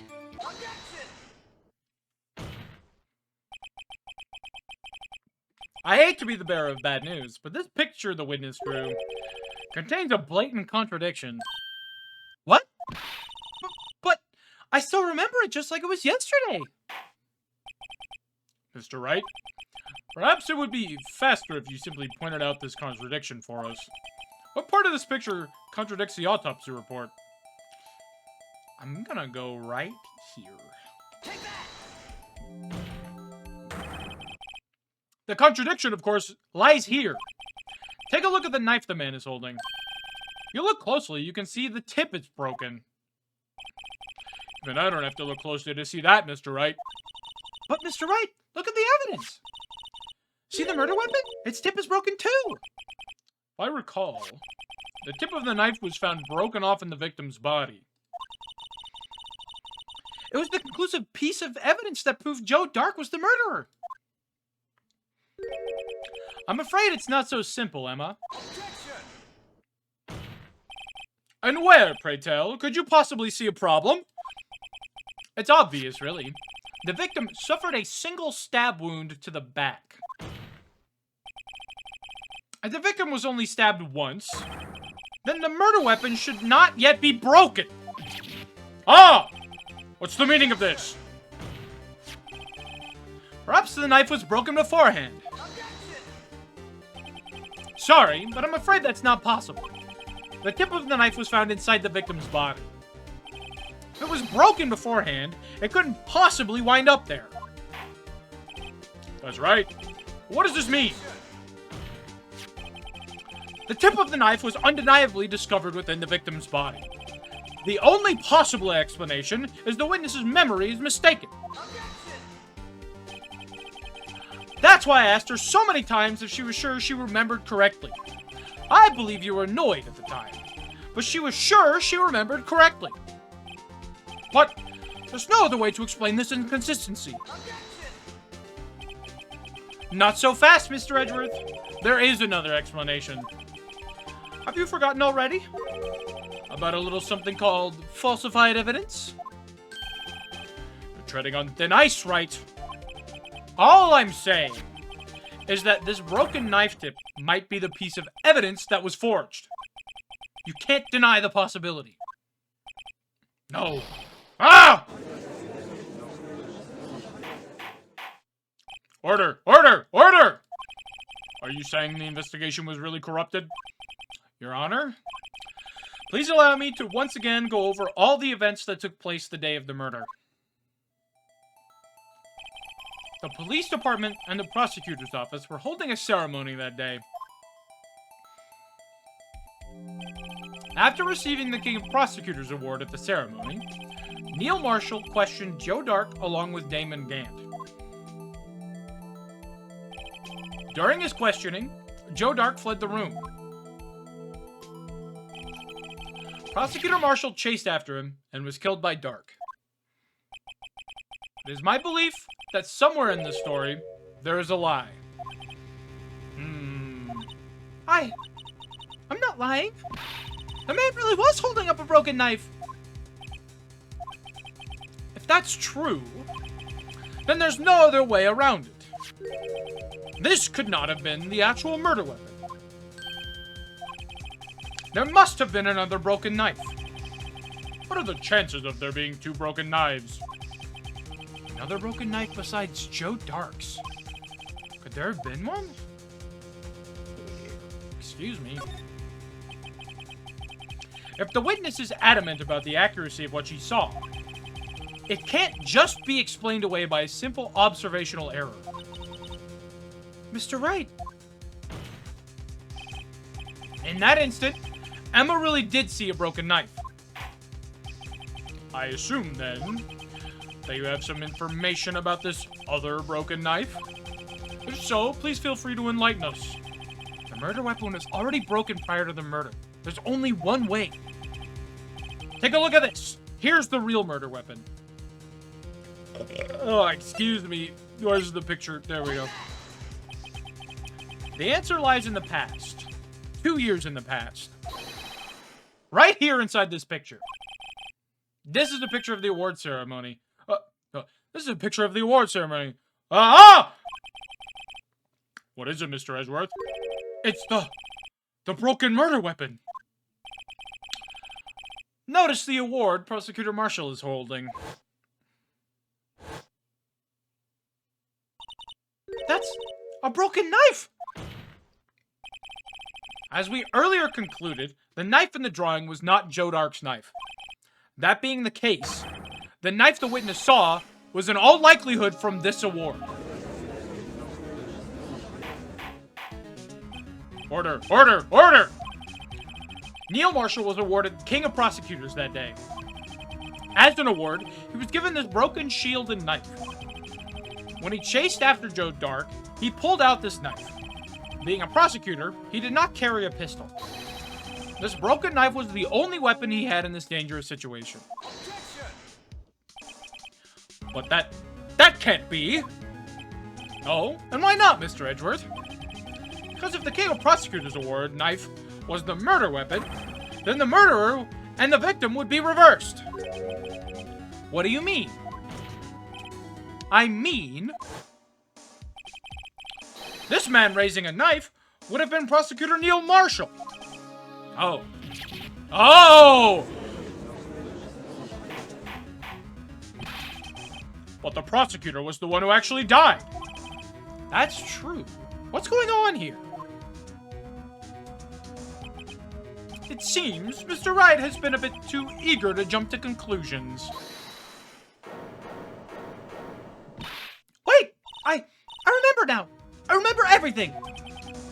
Witness? Mr. Edgeworth! What is it?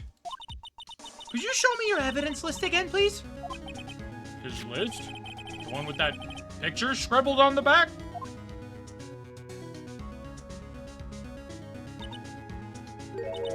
I knew it. This picture. I'm the one who drew it. What? You drew that? That's right. The list wasn't torn in half at the time I drew this picture.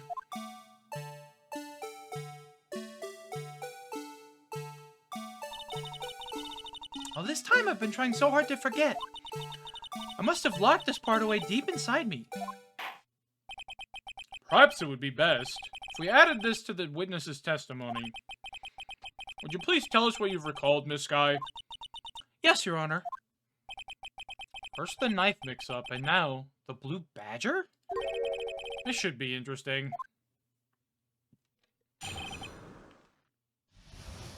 Alright, Emma, what you got? When I saw that man raise his knife, I panicked and rushed toward the both of them. I think I knocked away the man with the knife. Just then, there was another flash of lightning, and that's when I saw the blue badger. He wasn't in the room, but I'm sure I saw a shadow.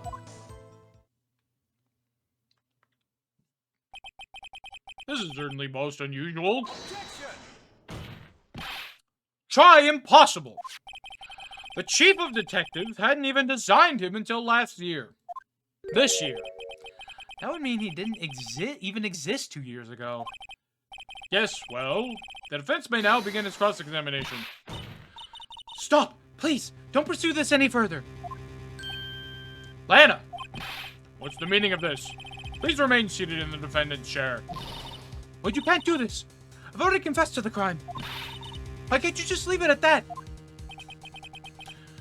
Chief Prosecutor Sky. We've already come this far. It's too late to turn back. Silence! The defense will now begin its cross-examination. Bailiff, please detain the defendant. Seems we're finally getting to the core of this matter.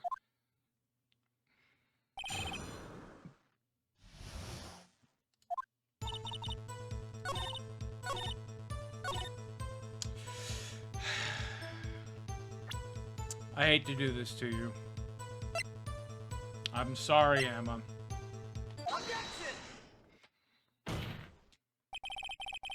The mysterious blue badger was, in fact, this.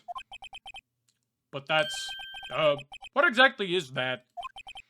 I believe it's some sort of jar. But Mr. Wright, that doesn't look anything like the blue badger. Indeed it doesn't. As it stands now, it's just a plain jar. However, what if we were to change our viewpoint? Our viewpoint? Gotta show them. Correct angle to look at this from.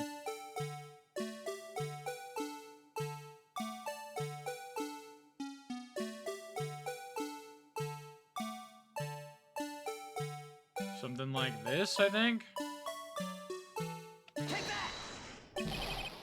Nope. Damn it. Fucking finally! Well, is this a miracle or what? Yeah, it fucking feels like it, Phoenix. Jesus.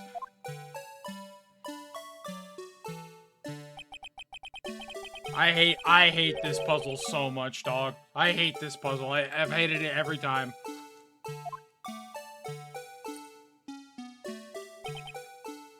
No. It can't be! Order! Order! The defense has proven its claim. The mysterious blue badger witnessed on the day of the crime was actually this. Although we all enjoyed Mr. Wright's dramatic performance, one question remains. What's your point? What do you mean? So that badger thing was actually just a jar. That doesn't change anything. I'm afraid that's where you're wrong, Mr. Edgeworth. You see, this changes everything. Indeed? Very well then, please tell us. What's different now that we know the witness saw this jar?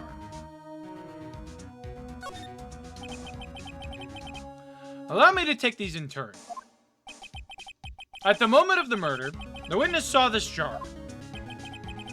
At a very specific angle, I might add, Mr. Wright.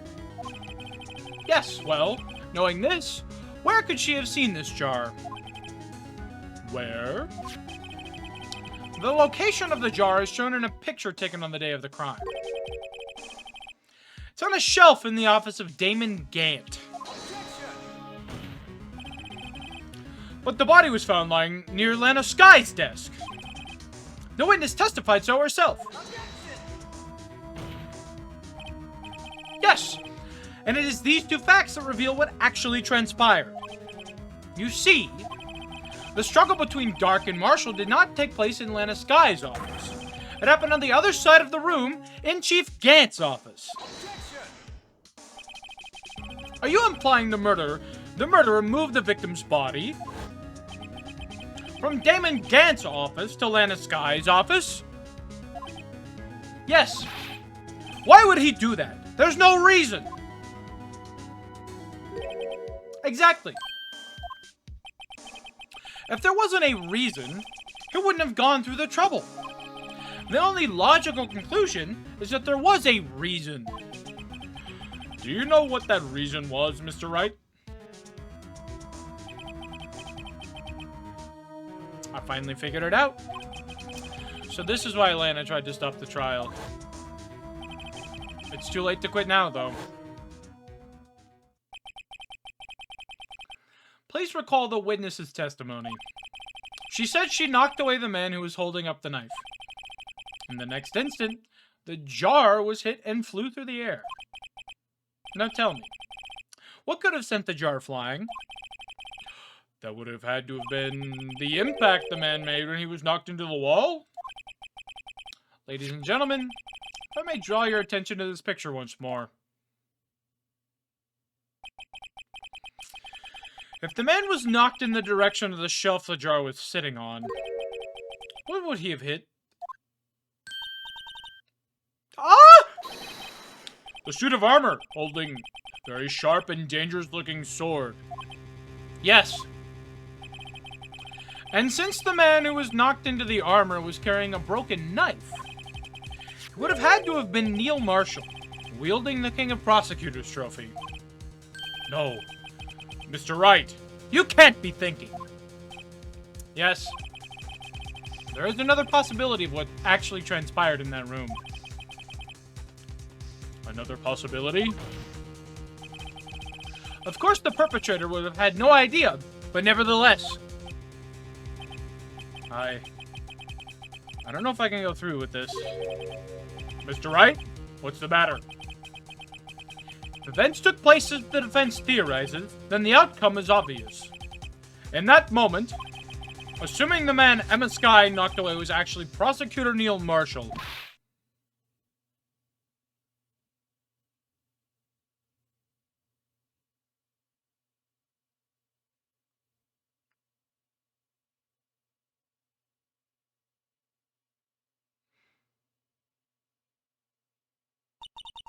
You mean Mr. Marshall died because of me? No! I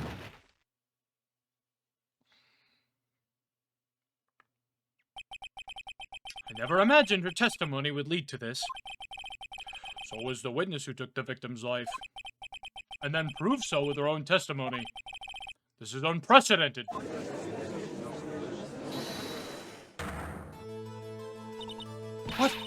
What are you saying? I'm sorry, Miss Skye, but given the circumstances, Joe Dark murdered Prosecutor Marshall. How can you think it was Emma? How dare you try to pin the crime on her? imagine that coming from you. If you recall, it was you who admitted to forging evidence 2 years ago. The reason you moved Prosecutor Marshall's body was to keep anyone else from finding out about what Emma did, wasn't it? I assure you, Mr. Edgeworth, I have no idea what you're talking about. If you hope to have anyone believe your insane allegations, I'm afraid you're going to have proof. Tell me, do you have any conclusive evidence that proves my sister killed Neil Marshall? Evidence? I'm willing to bet you don't. Yes, certainly would be difficult to prove this with evidence. If we don't have evidence, then we'll have to rely on testimony.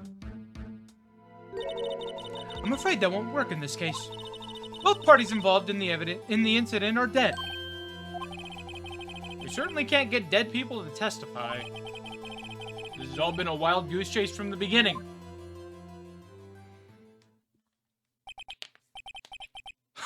Touché, Miss Skye. Of course. That only leaves us with one possibility. You mean there's still another possibility? What do you mean, Mr. Edgeworth? I mean the possibility that the victim has left us a message. For better or for worse, Mr. Marshall did not die instantly. He may have left behind the name of the person who took his life. In one manner or another. That's impossible. Well, Mr. Wright, is this the only possibility left to you? A message from the deceased. Does such a message exist? Gotta think back to the court record. The real murderer's name that the victim may have left behind is in the evidence. This message from the deceased is already in our possession. Mr. Wright, will you stop at nothing to prove my sister a murderer?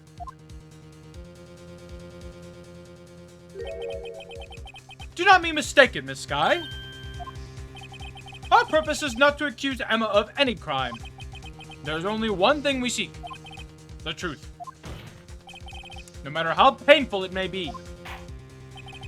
Now then, Mr. Wright, please show us the piece of evidence that conveys a message from the deceased.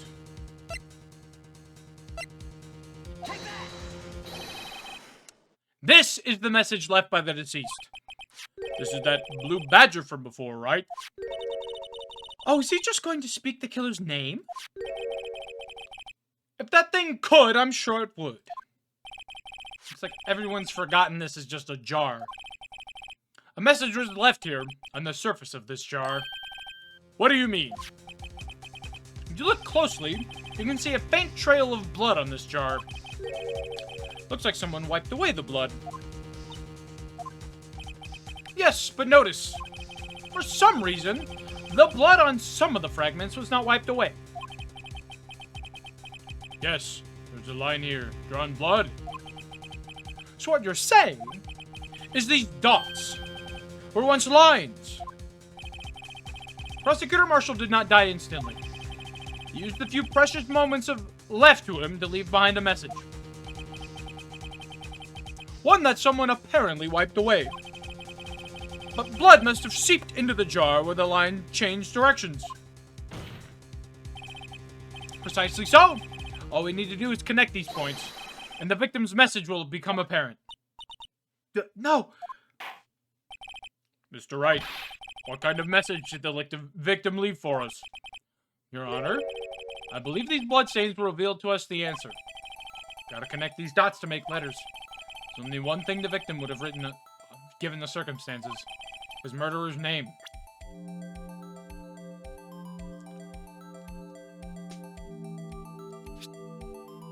Okay.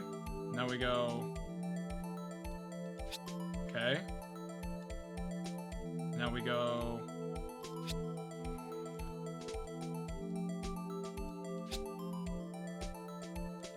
Come on. Work with me here. Thank you.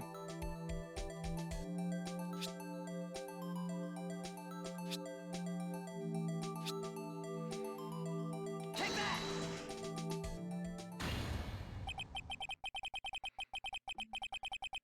It's a defense attorney's duty to prove their client's innocence. That's why all I've been thinking about is saving Lana. After all my efforts, I never thought it would turn out like this.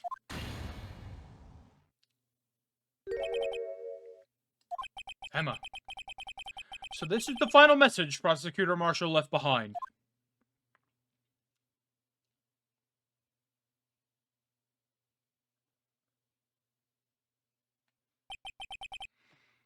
Of all people, she may not have meant it, but in the end, the one who took the victim's life was Emma Skye.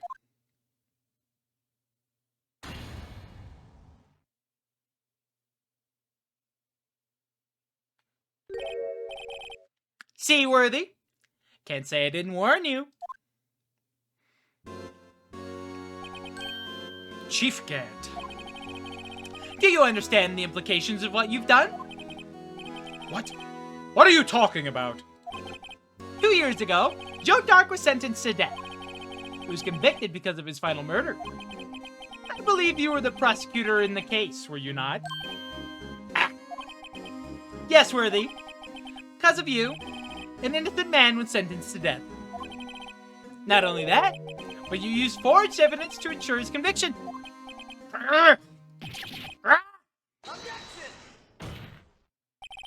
But Joe Dark really was a serial murderer. That's undeniable. I'm afraid that's not important. Didn't you know?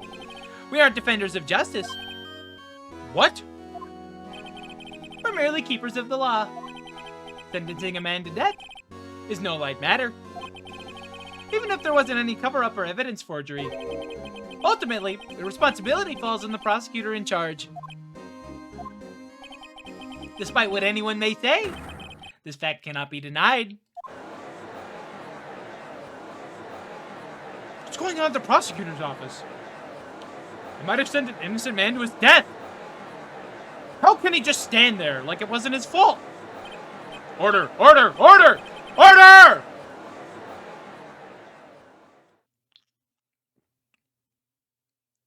The gavel's pounding fell on deaf ears. Unable to settle the crowd, the judge declared a recess. Where this trial is headed, no one knows.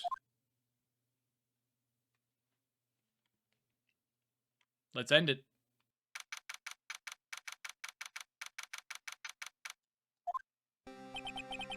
Sorry, Edgeworth. I didn't mean to get you in trouble. Don't worry about it. This is my problem, not yours. Hope I'm not interrupting anything, pals. Oh, guess I am. I'll come back later. Wait, Detective Gumshoe. What is it? Got a lot of nerve, pal. Making a detective run all around while on duty. And to top it off, you call me here. I've seen happier people at funerals. I take it Landon's having you run errands again. Let me tell you, this is the last time, pal. Here, she asked me to give this to you if there was a break in today's trial. Evidence law? Edgeworth was talking about this just the other day.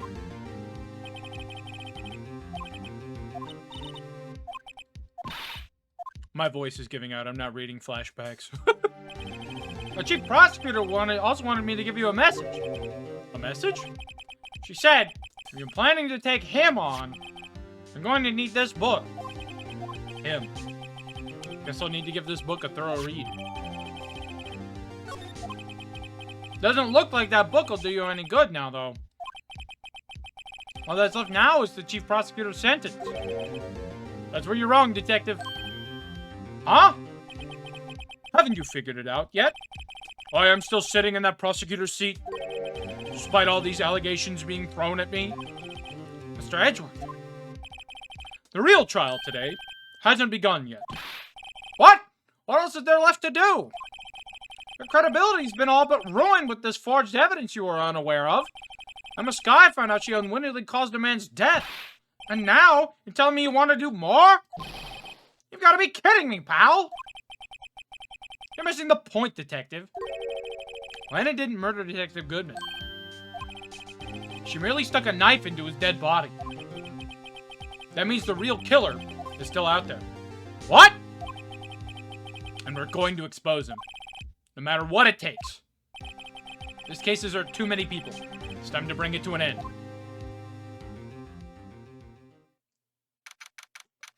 Sending everybody to hell.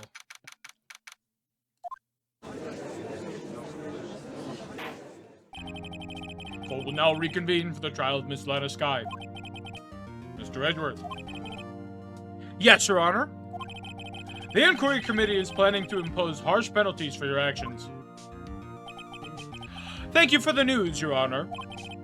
Yes, well, normally this is where the prosecution calls for the witness, but,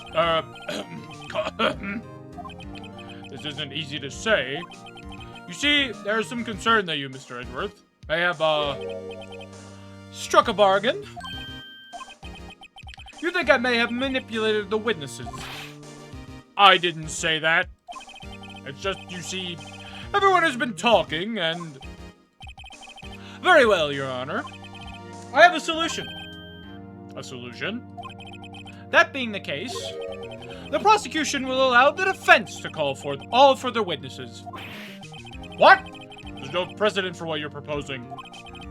Undeniably, this is an unusual arrangement, but a very effective one. It would prove that I haven't struck any deals with the witnesses. Well, Mr. Wright, what do you say? Unbelievable. Edgeworth has found a way to continue the trial. Very well. The defense accepts the prosecution's proposal. Then it's settled. That a defense, and I'll call forth the next witness. Mr. Wright, you do realize this is your last chance? If you call the wrong witness, this trial is as good as over. The defense calls. Time's finally come to bring out the real murderer.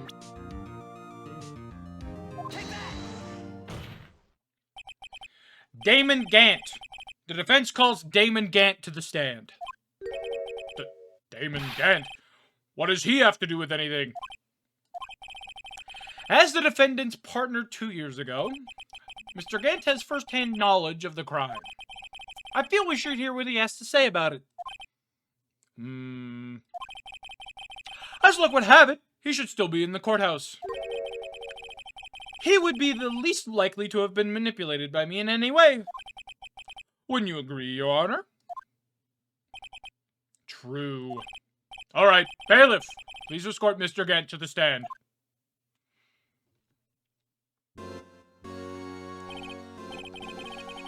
Witness, please state your name and occupation. What is this, some kind of practical joke? I was just on my way to lunch. Your name and occupation, sir. Worthy, are you sure you want to do this? Your name and occupation. So, you want to play hardball, huh? Please, Mr. Gant. Fine. My name is Damon Gant. I'm the acting chief of police. Now then, Chief Gant, the court requests to hear your testimony. Oh, righto. What's with the grim face? First, let's clear up this SL9 incident. Oh, you mean that time when Lana's sister murdered that prosecutor? Personally, I think it's been made pretty clear already. There are still some things unaccounted for. Oh, like what? Like the role you played in all of this. Son, either you're very brave or very foolish. I feel like I'm slowly giving him SpongeBob's voice. You're aware, of course, that a police chief has all kinds of weapons at its disposal. Weapons? Sure. Take my testimony, for example. I don't have to give it if I don't want to. What? Is that true? I'm afraid so. The chief of police has the right to refuse to testify. Of course, such an action carries with it certain risks. Don't worry, I'm not here to hinder your trial. Just remember, if this turns out to be a big waste of time, don't say I didn't warn you. Very well. The witness may now begin his testimony. Oh, here we go. As I recall, Neil and I were questioning him that day. To make a long story short, we slipped up. That power outage didn't help either. When I went to my office, I found Lana there. Apparently, she had already arranged the crime scene. As you can see, I had nothing to do with the forgery. Is that when Dark was arrested? Him? He was lying on the floor unconscious.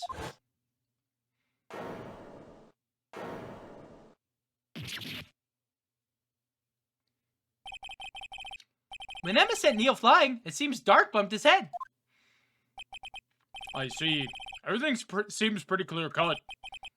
The police chief has the right to refuse to testify, and I'd better hit him hard and fast. Alright, this is pretty easy.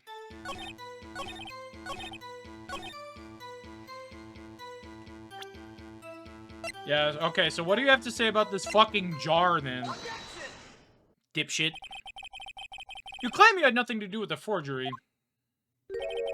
But I'm afraid that is a claim you cannot back up.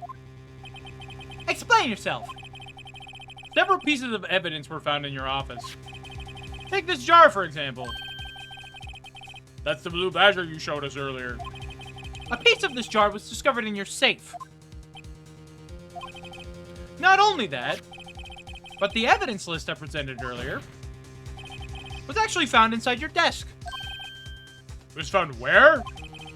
You see, Chief Gant? These articles of evidence uncovered in your office are both concrete proof that you also played a part in the illegal investigation. Chief Gant, what is the meaning of this? Oh! Here's a defense attorney who may even rival Worthy. So you admit to it, then? That you were involved in the forgery? Who, me? Or do you mean you? Me? Why would I have anything to do with that? Well, you were the one who snuck into my office when you found this evidence. Prosecutors aren't the only ones capable of forging evidence, you know. Defense attorneys can do so too. Isn't that right, Righto? However, Detective Gumshoe was present during the investigation. Worthy, my boy. Not even detectives are exempt from the law. Rest assured, Dick will receive his due punishment. What? If Detective Gumshoe's salary drops any further, he'll end up paying to work. Yes, well, in light of the detective's presence, please give us your testimony regarding these pieces of evidence found in your office and their relation to the forgery that took place at the crime scene. My. Kids these days no longer know how to put two and two together.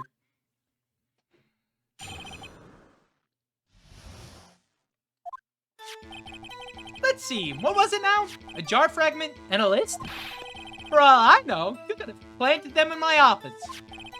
Anyway, you can't prove when those pieces of evidence were discovered.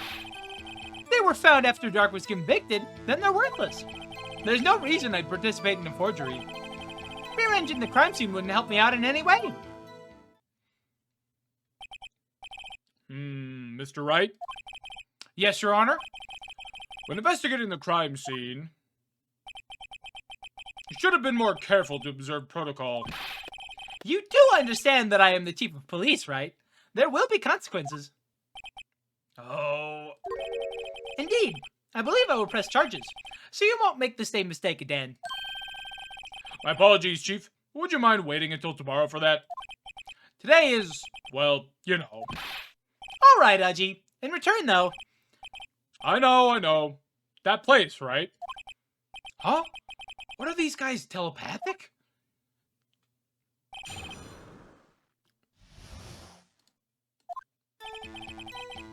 All right.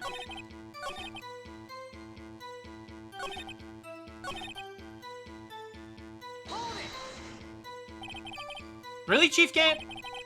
At the very least, there is one very large benefit you've reaped from all this. Oh? I wasn't aware. What is this benefit? That would, of course, be the position you have. Chief of Police. Oh. The resolution of the SL9 incident secured your promotion to Chief. That in itself is sufficient motive. Oh, that's a good one. Huh? Do you really think I'm that incompetent? What do you mean? Even without that case, I was already in line to become the next chief. The resolution of SL9 merely sped up the inevitable a little. Is that true, Edgeworth? Yes. He was going to be made chief anyway. Ah! Be careful when pointing that finger. You might wind up being the one pointed at. So that means there's only one possible motivation for you to commit forgery. If you didn't do it for yourself, then you did it for someone else. Don't be silly, Worthy. You know better. You know me better than that. There are only 3 people I look out for. Me, myself, and I. There. It's out in the open now. Haji, would you mind if I change my testimony a little? By all means, please do.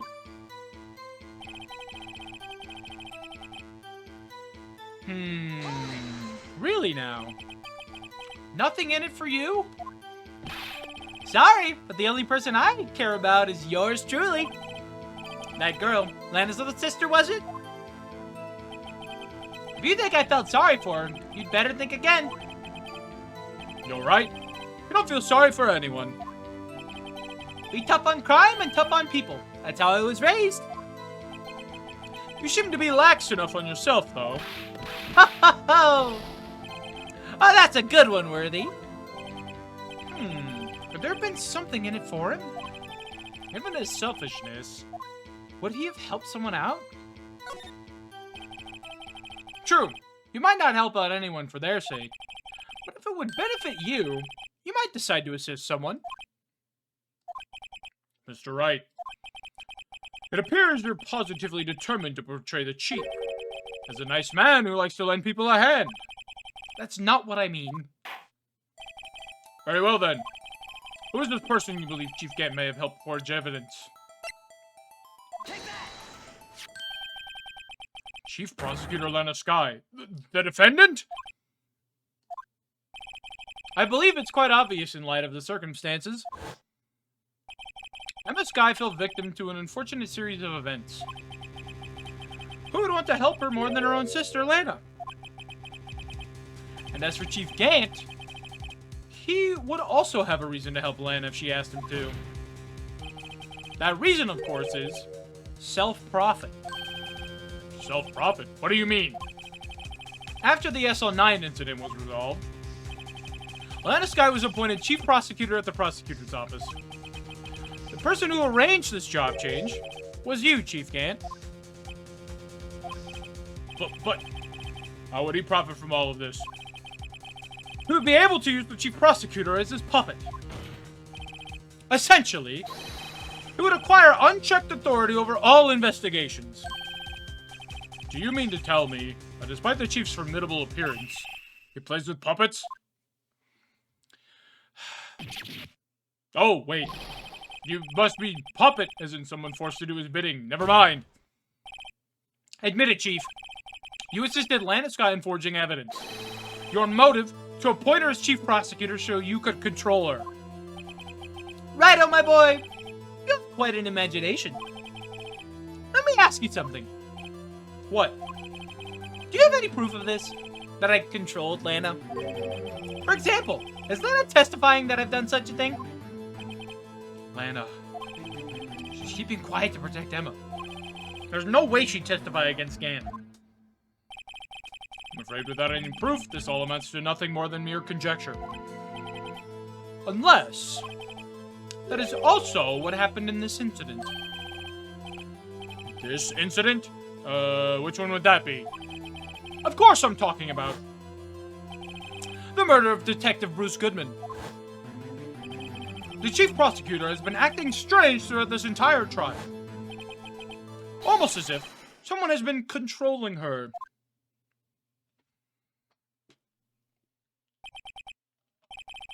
Worthy, you'd better watch your tongue.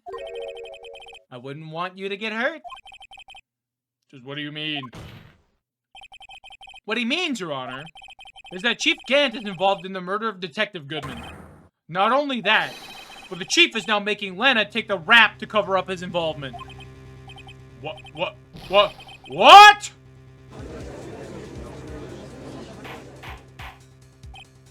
Order! I said order! Mr. Wright, you can't be serious. Huh? This is an affront to the highest-ranking officer in a law enforcement agency. To accuse the chief of police of blackmail and murder? That is impossible!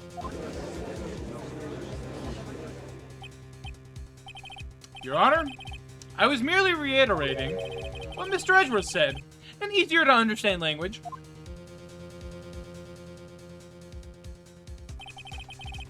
It's too late, Mr. Wright. There's no turning back for us now. Looks like he's the one who's decided to go through with this. Can you prove this, Mr. Wright? That the chief, a high-ranking officer of the law, is involved in this murder? Good question.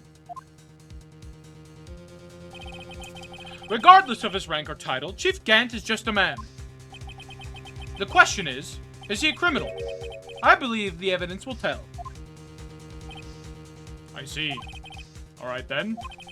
Let's see what Mr. Wright's caught. And it better be good. Show us the evidence that ties Chief Gant to the murder of Detective Goodman. Oh. I think it's the ID card record. If I remember correctly. Yep. This is the ID card list. Yes! The one that shows who entered the evidence room on the day of the crime. There was one ID on the list we couldn't determine the owner of yesterday. 777-7777. Sorry, but there's no way you can prove that's my card number. It's your number. What? How do you know that? The safe in Chief Gant's office requires a code to open. A 7-digit code. 7 digits. You don't mean... I'm afraid so, Your Honor. The code was 777-7777. The same as the remaining ID card number on that list. Chief Gant, You entered the evidence room on the day of the crime. Order! Order! Chief Gant, what do you have to say? Nothing. The defense's search of my office was in violation of regulations. And I will demand Mr. Wright be punished to the maximum extent of the law. But right now, this court demands an explanation from you about the use of this ID card. Chief Gant, so you admit it? You entered the evidence room on the day of the crime? What about it? I'm chief of police. Whether it's the evidence room or the bathroom. What's the difference? I can go anywhere I want. Tell me, when you entered the evidence room, were you alone? I always go to the bathroom alone, as I do with the evidence room. Detective Goodman wouldn't have happened to be with you that day, would he? Of course not. Why would he be? I hadn't seen him in days. You hadn't seen him in days, Chief Gant? I'm afraid you just undone yourself. On that day, you had to have met with Detective Goodman. What do you mean? This trial's purpose is to determine Lena Sky's guilt. No, it isn't, Your Honor. This trial's purpose is to determine the truth. If Chief Gant met with the victim on the day of the crime, then we need to determine one thing. What transpired during that meeting. In that case, Mr. Wright, I'm going to have to ask you for evidence. So it's proof that the victim went to meet Chief Gant on the day of the crime. Where is it? Where's the lost? Where is it?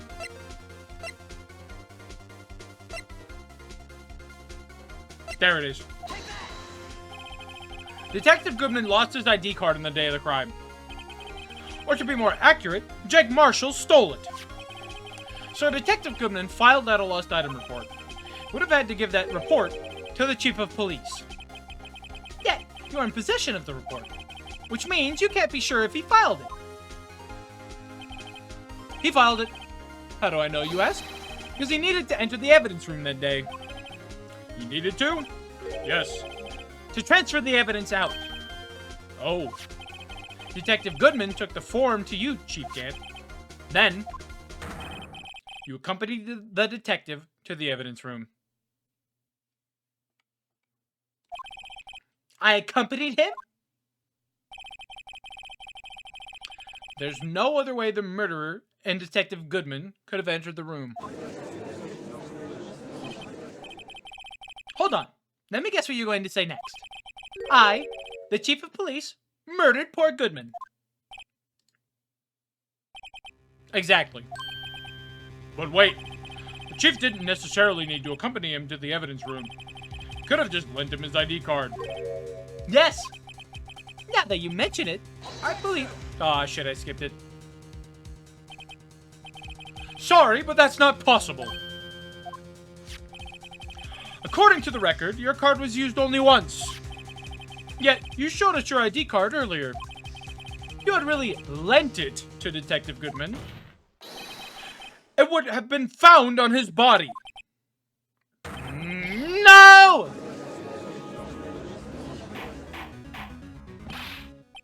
Chief Gant, you did it. The murder was most likely a spur-of-the-moment crime, for no one in their right mind would choose the police department as a place to commit murder. After the murder, you contacted Lana at the prosecutor's office. Why? To dispose of Detective Goodman's body, of course. You're forgetting, Mr. Wright, that the victim's body was discovered in the prosecutor's office parking lot. How did he manage to move it there? I was at the police department the entire day, you know? And everyone's aware that Lana stayed at the prosecutor's office after the ceremony. Everyone except me, it seems.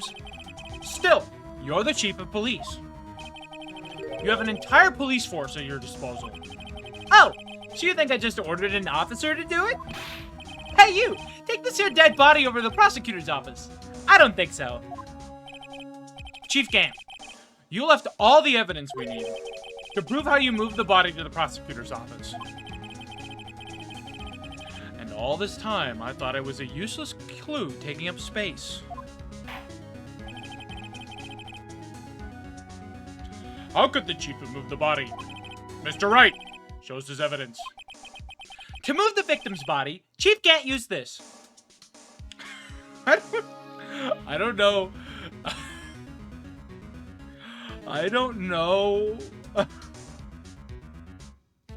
why I slipped into Gant's voice there. Just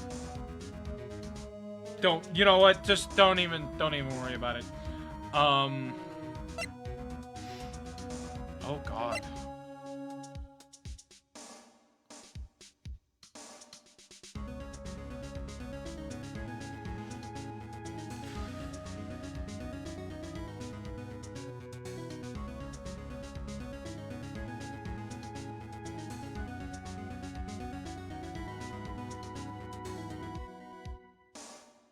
Oh no, I don't remember.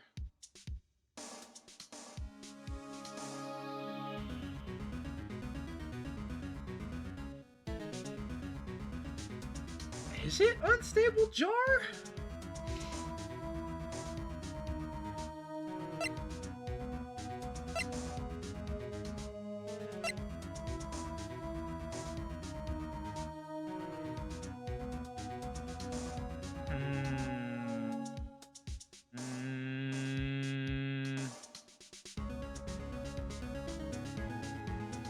That seems insane to me. I genuinely am kind of at a loss for this.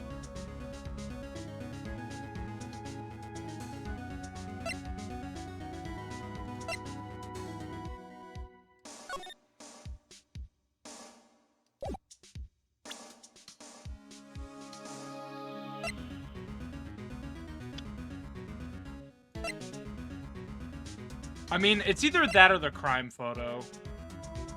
So, I mean, sure. Take that!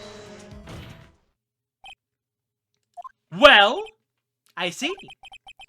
Maybe I'll use this later to move your dead body, Mr. Wright. Huh? I'll help you dispose of it.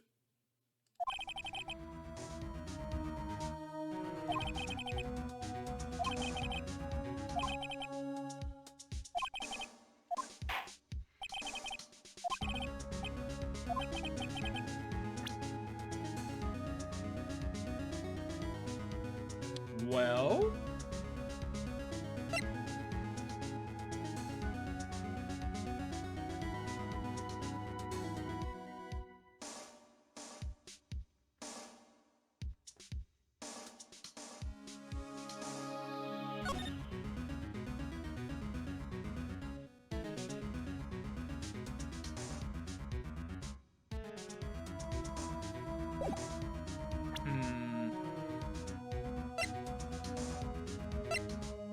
Take that!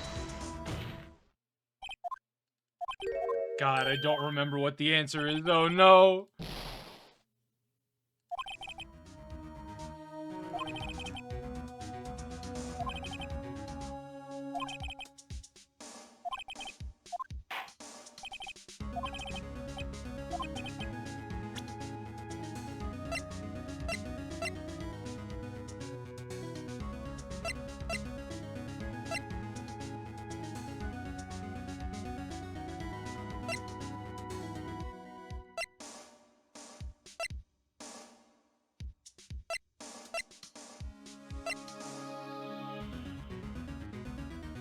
Right, it's the screwdriver! I fucking forgot! This is how he moved Detective Goodman's body. What's that? A screwdriver? What does that have to do with this case? Mr. Edgeworth, think back to the day of the crime. What is the screwdriver doing here? It's here because... Ah! I was asked to go. By Chief Gant, no less. He told me he wanted me to keep this here in the prosecutor's office. In any case, on the day of the stabbings, I brought this back here. After the ceremony ended that day, I didn't plan to return to the prosecutor's office. But you did, because Chief Gant asked you to. You mean I... The body was found in the trunk of Mr. Edgeworth's car. I think it's obvious what happened. The body was moved by that car.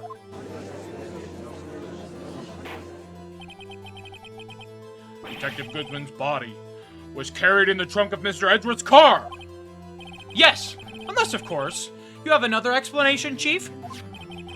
Why else would you have asked Mr. Edgeworth to transport evidence from a closed case? There's only one plausible explanation. To transport the body to your accomplice, Miss Lana Skye. Order! Order! Order! What's going on here? Is there no room for rebuttal to the defense's outrageous accusations? Think back to the photograph Miss Starr took at the prosecutor's office. This was not a photo of the body being stuffed in the trunk to be taken away. It was exactly the opposite. It is a photo of the body being taken from the trunk. Chief Gant, please say something. I believe. Your time's up. My time's up? Sorry, Rhino, but I'm having lunch with the District Attorney General after this. I have to get going to make it in time for the early bird special. But the cross-examination isn't finished yet. Remember what I told you earlier? A police chief has all kinds of weapons at his disposal. Weapons? Like the right to refuse to testify. I'm invoking that right now. What? That is not a right to be casually invoked. There are certain risks to be considered. So you're going to just run away after all this? Run away? Don't make me laugh, Worthy. I stabbed old Goodman. That's what you're saying, right? What if you had any conclusive evidence? You would have presented it by now. You think I had Lana dispose of the body? If so, let's show your proof and get it over with. I'll say it again, Mr. Wright. Damon Gant is the current chief of police. This court will not tolerate any accusations against him without concrete proof. Well, Mr. Wright? Your Honor? Do you have any concrete proof? Proof that Chief Gant murdered Detective Goodman and made Miss Skye dispose of his body? Do I have any concrete proof?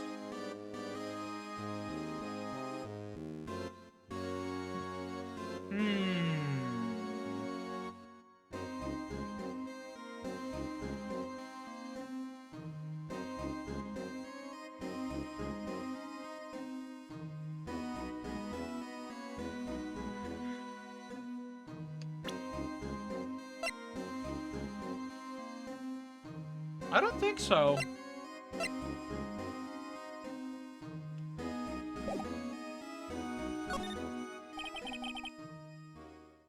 It's no use showing evidence I'm not even sure of myself. No, Your Honor. At present, I have no conclusive evidence. See, Yaji? In that case, this court is forced to penalize you for your allegations against the chief. What? Here's a tip. Never gamble what you can't afford to lose, Rido. It seems that Lady Luck was on my side again today. Okay, Aji. I'll leave the rest to you.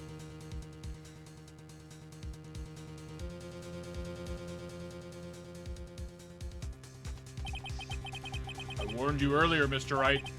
This is an affront to a senior officer in our nation's law enforcement agency.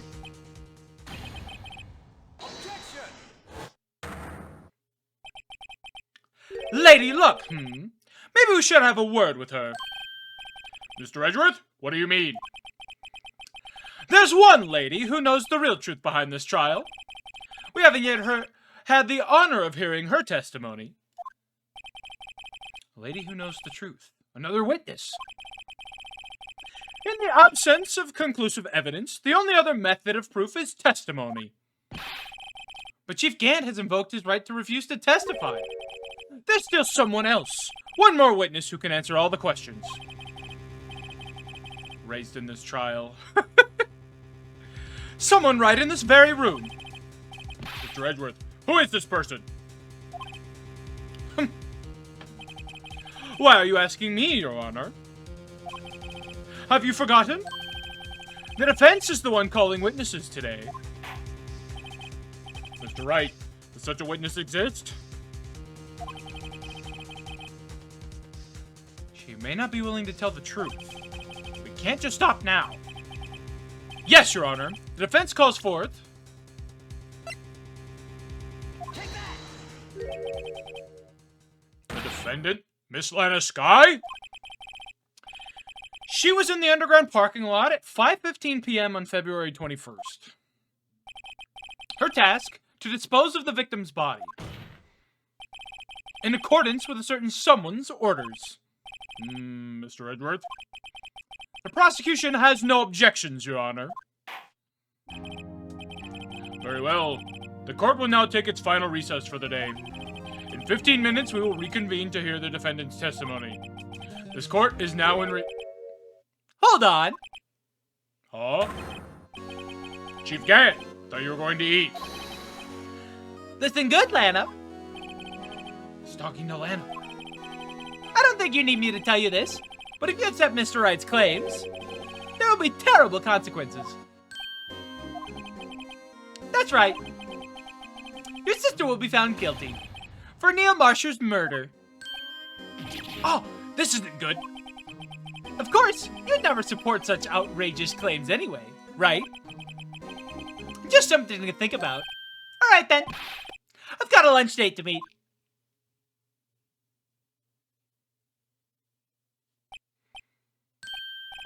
Okay, if there aren't any further objections, this court is now in recess.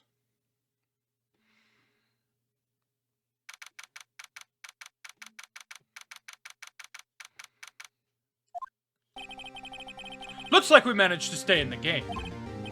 Yeah, thanks to your help, Edgeworth. That Chief! You're something else, huh, pals? Detective Gumshoe! Ha ha ha! I'm not a detective anymore. Oh yeah, sorry about that. Don't worry. I've already decided where to work now. At your office. My office? Sure. I'll take the place of that tough-knotted girl you used to work with. Could he mean Maya? Still, looks like we're all out of moves now.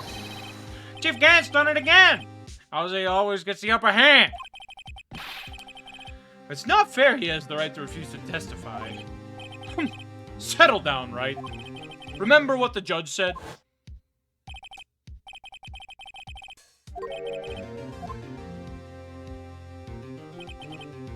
Risks. What did he mean by that? It's simple. If the chief refuses to testify, the opposite also holds true. You mean he forfeits his right to say anything too? Emma, are you okay? Yeah, when I came to, I was in the medical office. I've been listening to the trial from the gallery. So she heard everything that's been going on. Emma, I'm sorry for what I said before. No, don't be. It was the truth. You know, it's funny. I almost feel somehow relieved. Relieved? Yeah. Now I finally know what really happened. Think that all this time, my sister was being blackmailed by that terrible man. And she did it all just to protect me.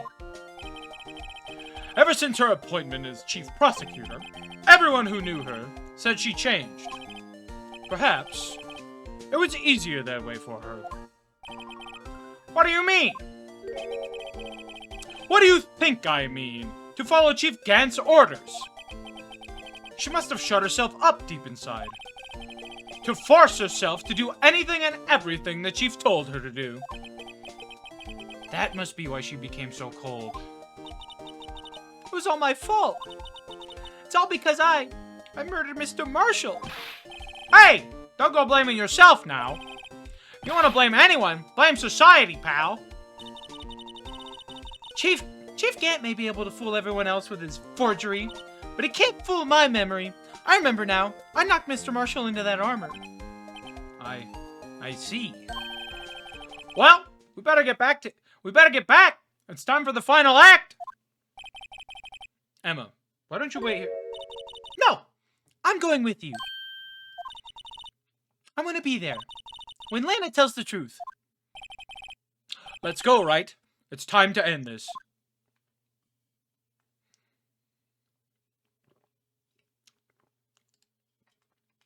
Here and now, baby.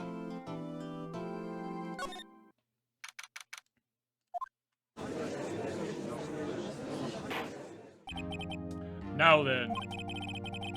Will the defendant, Miss Lana Skye, please take the stand?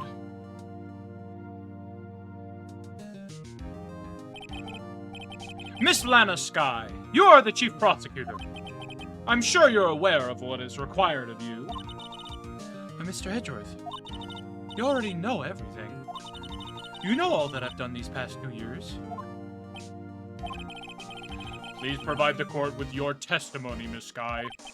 And remember, you are under oath. We want to hear the truth. Of course. The truth. Lana! No matter what happens, I'll always be your sister. Now then, your testimony, if you will. First, tell us about your relationship with Chief Gant. Everything hinges on your testimony. You're the only chance we have to get Gant.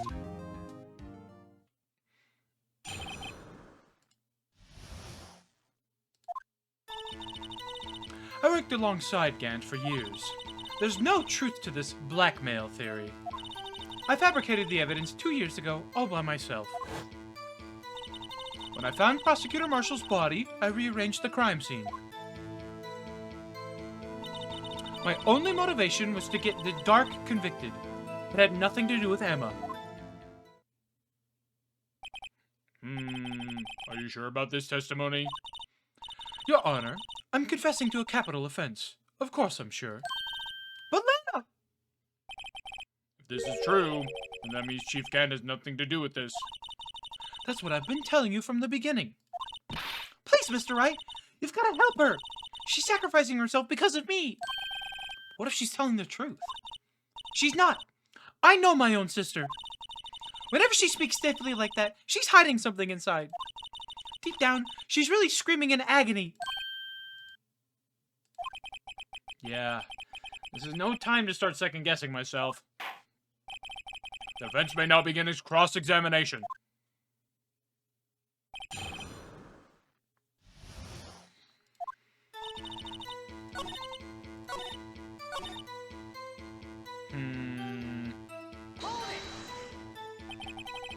You say that you did this all by yourself? Yes.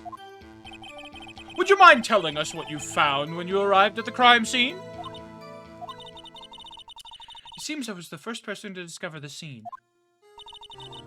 A broken Prosecutor Award knife was stuck in the victim's body. What?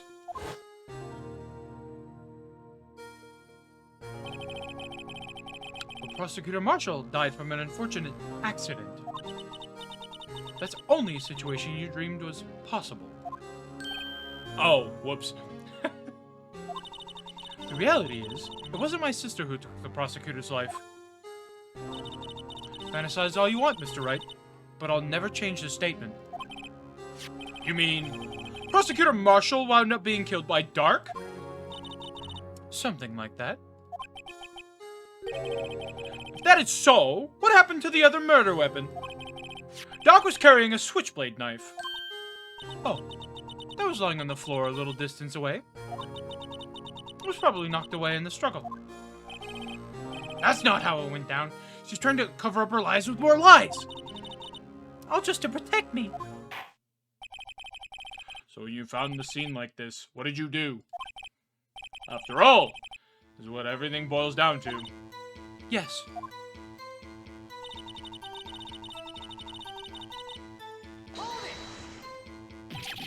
You planted the tip of Dark's knife in and then you moved the body? But why? Why would you do that? You of all people should know, Edgeworth. You've always had a good head on your shoulders. My head isn't that bad, but maybe I ought to ask for the sake of others. When you showed up on the scene, where exactly was the victim's body? It was where you deduced it was, by Chief Gant's desk. But the body was found by your desk. Why did you move it there?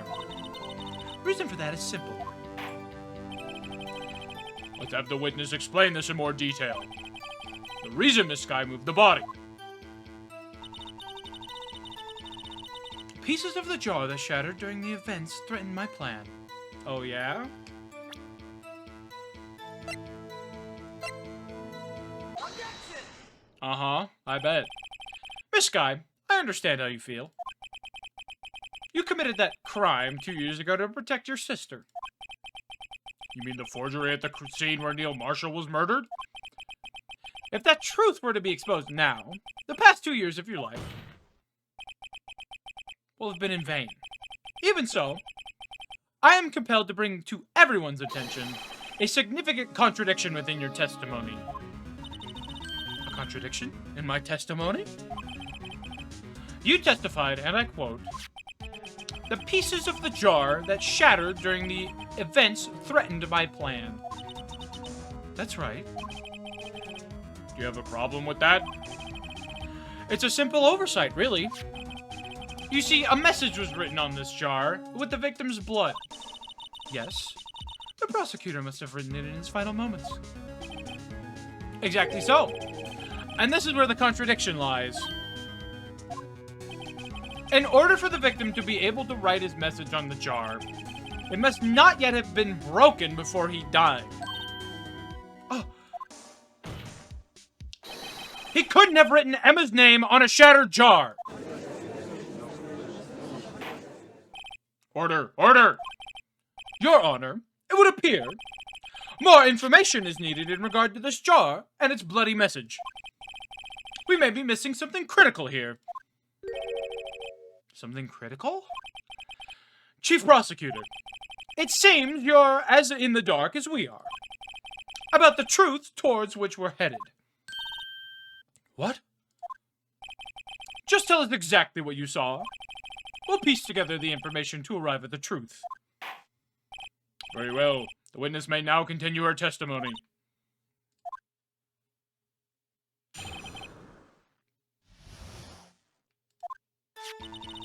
I immediately noticed the blood traces in the jar. But it was dark in the room, and I didn't have time to check it out. To be safe, I wiped away the blood. The fragments were large, so I'm sure I got them all. All I could think about was wiping them clean before they were discovered. You mean you were the one who wiped away the message in blood? I wasn't chief prosecutor at the time. She didn't think Dark was the real murderer. That's why she tried to erase the real evidence. Very well. The defense may now begin its cross-examination.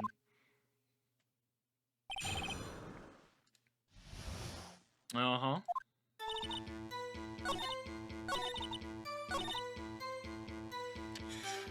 Oh, honey. Oh, honey. Oh, honey. Objection! Oh, honey. Miss Sky, I believe this jar conceals a truth even you were unaware of. What? We found the final piece of this jar in Chief Gant's safe. In the chief's safe? But how? I knew it. She really didn't know. There's something even more disturbing about that final piece. There was still blood on it. But the witness just testified that she gathered every last piece and wiped the blood off of them. Yes, which leaves us with only one explanation. On the night Prosecutor Marshall was murdered, you were not the first one to show up on the scene. Chief Gant got there before you. But couldn't the defendant have simply missed a piece? I'm afraid that's unlikely. The pieces are too big for anyone to miss, let alone an ace detective. That may well be, but everyone makes mistakes. Even I once wasted an entire day looking for my dentures. They were in my mouth all along. Ha! Can you believe that? Have you forgotten, Your Honor? When this witness arrived at the scene, the jar was already broken. Oh, that.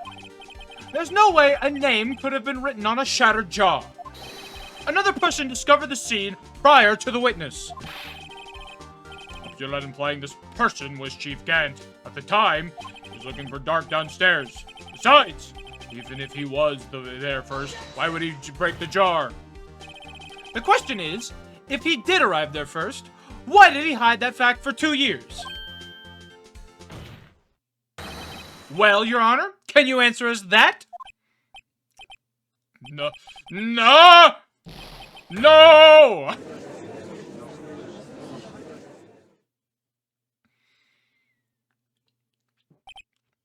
Wait.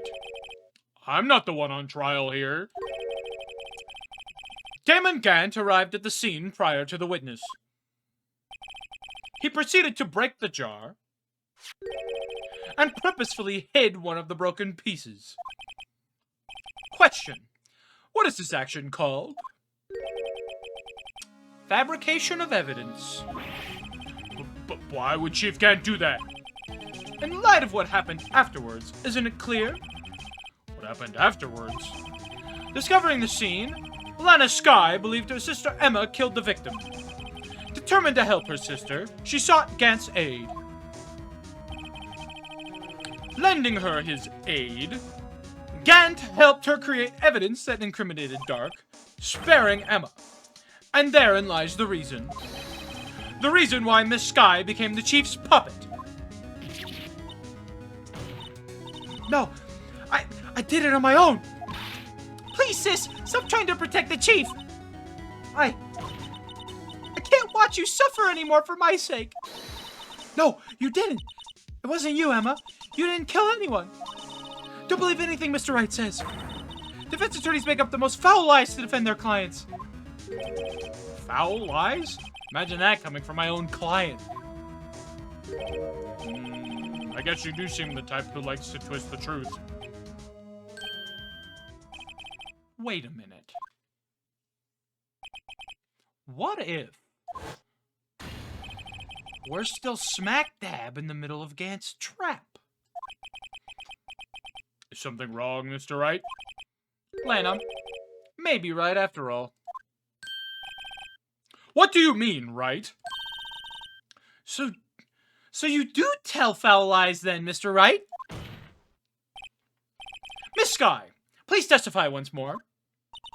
But if evidence was fabricated behind your back, then Emma's accidental killing of Prosecutor Marshall might also be a lie. But I do remember knocking over Mr. Marshall. Miss Skye, if you will. I can. There's nothing to be afraid of anymore. This cross-examination may not change a thing. However, there's a possibility that it will, if you tell the truth. Very well. I'll testify about what I really saw. All right. The witness may testify once more for the final time.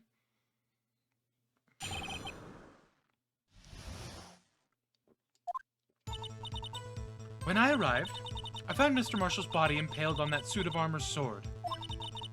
Emma and Dark were lying unconscious on the floor nearby.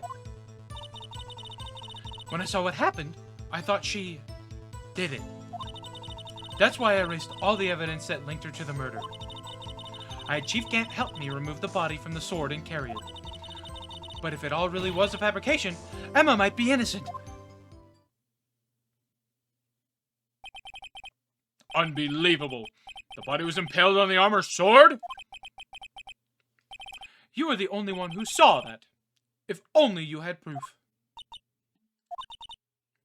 Actually, I do have proof. I gave it to Mr. Wright just this morning. What? To me? It's a picture I took of the crime scene as I encountered it. I thought it might be needed. But I don't remember receiving a picture like that. Lena must have known. See, Mr. Wright? She really does have faith in you. Very well, Mr. Wright. Please present this picture. I don't remember receiving any pictures from Lena. Lena said she gave it to you this morning, right? I seem to remember getting something from her then. Let's check that evidence again. There must be a picture in there somewhere. Alright, well.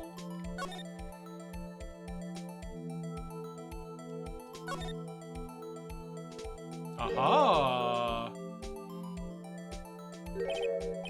Hey, there's a picture here. Well, well, well. Oh my! This is the actual crime scene. No other detective saw the crime scene like this. Because I contacted Criminal Affairs only after I had rearranged everything. Mr. Wright! A piece cut out from his vest! Could that be? Cloth we found inside Chief Gant's safe.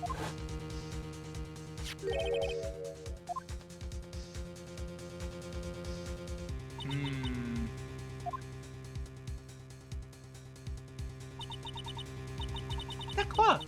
It had fingerprints on it! Whichever fingerprints those are must be the real murderer! What? But those fingerprints... They're yours, Emma! Why are your lips turning all purple, Mr. Wright?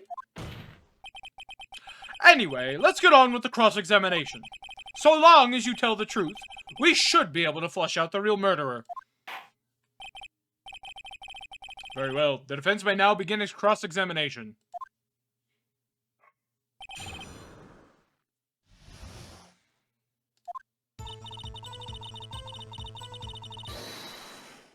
Oh? Hello. Come now, Udgy. This is the poorest excuse for a trial I've ever seen. Chief Gant. What? Now you want to make me out as the bad guy too? If so, I'd like to put in a word or two in my defense. I'm afraid it's too late for that. What?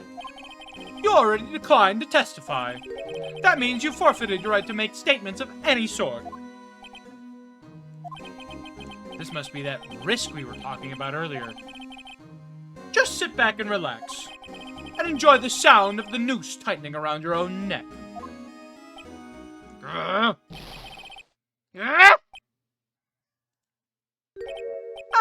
so what? You think I'm worried? Sorry to disappoint you, but I don't need to make any statements. What do you mean? The evidence will do all the talking for me. Even if I can't testify, I can still present evidence. Yes, that's true. Wait, you mean still have some conclusive evidence? No, I don't, but someone does. Someone? So, what's your excuse, Rido? Why have you been keeping quiet about it? You do have something to show us, right? Something that proves who knocked over Neil Marshall, causing his death. Conclusive evidence that leaves no room for doubt. Is this true, Mr. Wright?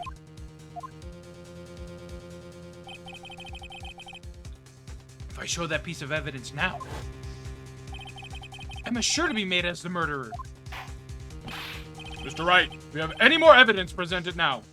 If you try to conceal anything, you will be the one appearing before the Board of Inquiries. What do I do now? Better think this through carefully. Can't afford to make the wrong decision. Should I present that piece of evidence? The one that shows who really killed Prosecutor Marshall? No, I'm good, actually. Your Honor, I don't have any evidence that I can present at this point in time. What? You lie! Chief Gant? You opened my safe! I know you took what was inside! The conclusive evidence! I don't know what you're talking about. Mr. Wright, why don't you show them? We found it together. Oh, I see. It's because you know the truth, don't you? You know whose fingerprints are on it. That's why you won't present it. What are you talking about, Chief Gant? Can't you figure it out? Take a good look at this picture. See the victim's vest? Notice anything odd about the chest area? Looks like part of it's been cut out for some reason. You mean you had this in your safe? What? That means you, the chief of police, have been concealing evidence. This is going to be the biggest scandal in the history of the police department.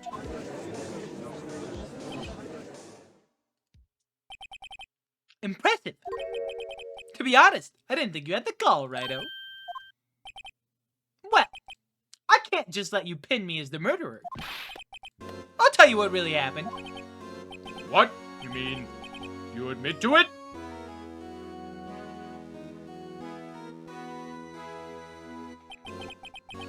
I was the first person to arrive at the crime scene that day. But then it occurred to me that I could use the situation to control Lana. So you really were manipulating her. I knew Lana. I made it look like the blame lay with her sister. That when she saw the scene, she would ask me for my aid. So you assisted Miss Sky. I told her to arrange all the evidence. I had her plant the knife tip in the victim's body and move the body across the room. I ended up using that evidence to get Joe Dark convicted. When I tampered with the crime scene, I had 2 pieces of evidence. This was before Lana arrived at the scene, mind you. 2 pieces of evidence? You mean those items in your safe? But why? For insurance, of course. Insurance? I was sure my plan would work, but it's always best to be prepared for the worst. I wasn't about to let anyone blame me for a murder that girl committed. You mean you were calculating that far ahead while forging the evidence? What do you take me for, a fool? I didn't make police chief by dumb luck. See this jar fragment? I had the most legible part of Emma's name. I didn't expect Lana to go and wipe the blood off all the pieces. But if you fabricated all the evidence, what's to say that you didn't fabricate the message on this jar, too? Ho ho ho! Some people just don't know when to quit, do they? That's why I kept one more item for insurance. You mean this piece of cloth? Come on, Righto. Cough it up already. I know you have it. What are you waiting for, Mr. Wright? So you admit to it then, Chief Gant? That you were hiding the cloth you cut off the victim's vest in your safe? Yes, I admit it. I didn't want to have to do that, being chief and all. But it's a lot better than being portrayed as a murderer. Well, Mr. Wright, what do you have to say for yourself? Just a moment ago, you said you didn't have any evidence you could present. Foolish move, Righto. Should have shown it then before it was too late. It's been a long battle. But the moment of truth has finally arrived. As long as they don't mess up here, victory is mine.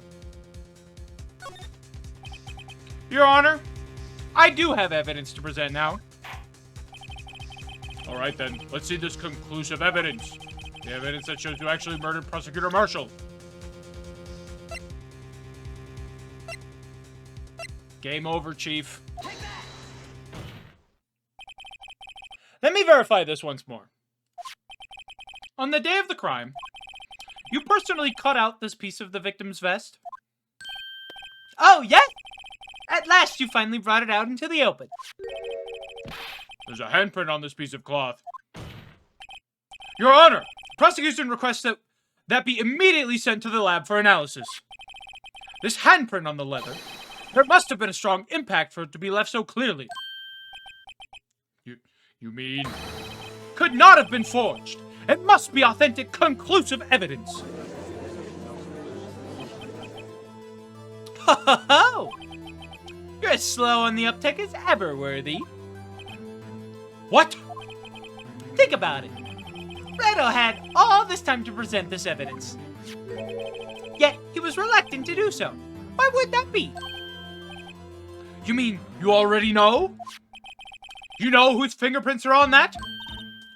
Mr. Wright, do you really know? Whoever the fingerprints belong to must be the real murderer. Whose fingerprints are they? Very well. I'll tell you. Should be okay now. Everything's proceeding as predicted. The person to whom these fingerprints belong to is... Emma? Emma Sky? What? They're mine? I'm sorry, Emma. But why? Why didn't you tell me? Oh! You're really something, Righto. You knew this girl did it all along, and you still tried to pin the murder on me. So it's true. Tragic, but true. This girl really did shove Prosecutor Marshall to his death. How could you? You monster!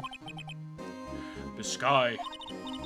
You knew whose fingerprints those were all along, yet you acted like she really didn't. Miss Sky, it's not over yet. What?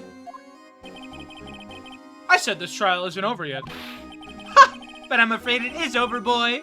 Not only this trial, but your career, too. You purposefully concealed this conclusive evidence. That, my friend, is a serious offense. I'm looking forward to pressing charges after the defendant is convicted. I'll have your badge, boy! What's the matter? Cat got your tongue? Aren't you going to tell us how it feels? How it feels to be the one who single-handedly turned a poor little girl into a murderer? Before I do that, there's just one little thing I have to clear up. Oh, and what's that? Who really killed Prosecutor Neil Marshall? What? Chief Gant, you are absolutely right. This piece of cloth proves who the real murderer is. Who killed Neil Marshall, you ask? It was Emma Sky, wasn't it? I'm afraid that's not possible. You see, this piece of cloth contains a critical contradiction. What? A contradiction? What is this fool babbling about? I'm talking about a contradiction. One that proves who the real killer is. Mr. Wright, this piece of cloth. What could it possibly contradict? Chief Gant, your tyrannical reign ends here. Behold, the piece of evidence that contradicts this cloth.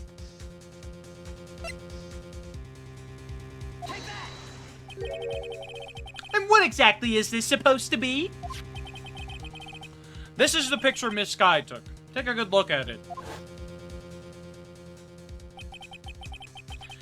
See where the piece of his vest was cut out? Yes. The shirt is showing underneath. Hard to make out with all the blood on his vest, though. Exactly my point. His chest is soaked with blood. That's only natural. His lungs, no doubt, were punctured. Blood poured out of his mouth. Oh, but that piece of cloth. Wait. There's no blood on it. Ah! Since Emma Sky's fingerprints are on this cloth, there's no doubt that she shoved the prosecutor aside. However, Mr. Marshall was not impaled on the sword at that time. No! This is nonsense! Now then, Chief Gant, let me ask you something. Prosecutor Marshall was not impaled when he was shoved aside. He most likely hit his head on the ground and was knocked out.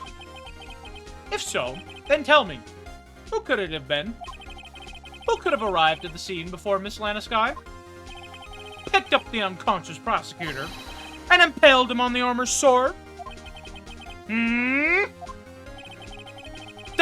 to make it look like Emma was responsible for the prosecutor's death, said person proceeded to write her name on the jar with the victim's blood. A jar that they then broke on purpose to leave behind as a clue. And make Lana believe her sister did it.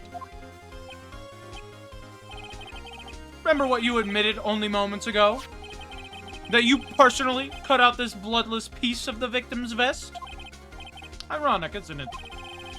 Through the very act of creating insurance, you proved that you were the actual murderer. No!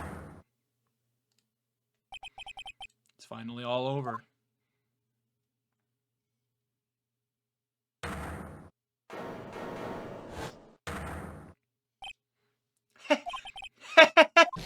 Oh, that was close, Rhino. You almost had me.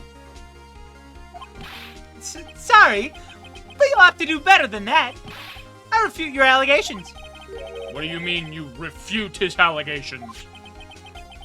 You see, that piece of cloth is illegal evidence.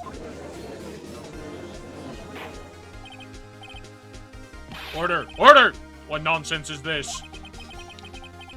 Illegal evidence cannot be used to convict a suspect. Remember Udgy? Earlier, a Rhino here concealed that piece of cloth.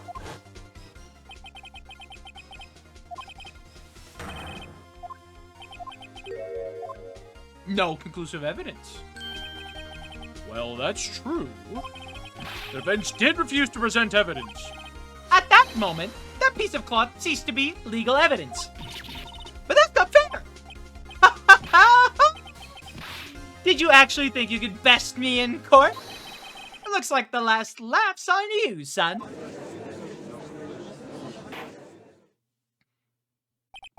I'm afraid Mr. Gant's claim is legally correct. Well, Mr. Edgeworth? True, illegal evidence cannot be used to convict a person. Assuming, of course, that the evidence is indeed illegal. Well, Mr. Wright?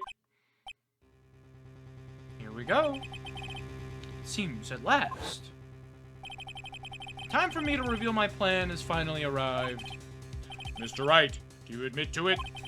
That you purposefully and illegally concealed this piece of cloth? I did not. I admit I refused to present it at one point. Aha! So the evidence is illegal. No, it isn't, Mr. Gant. Huh? It's not that I didn't present evidence then. It's that I couldn't. What do you mean you couldn't? There are certain procedures involved when presenting evidence. No, Edgy! Don't listen to his lies! He's nothing but a coward! You can't really believe... There's only one issue left to be resolved in this trial. Is this evidence legal or not? Very well. Let us settle this once and for all. Earlier, you refused to present evidence. If you can prove your conduct was not in violation of the law, then do so now.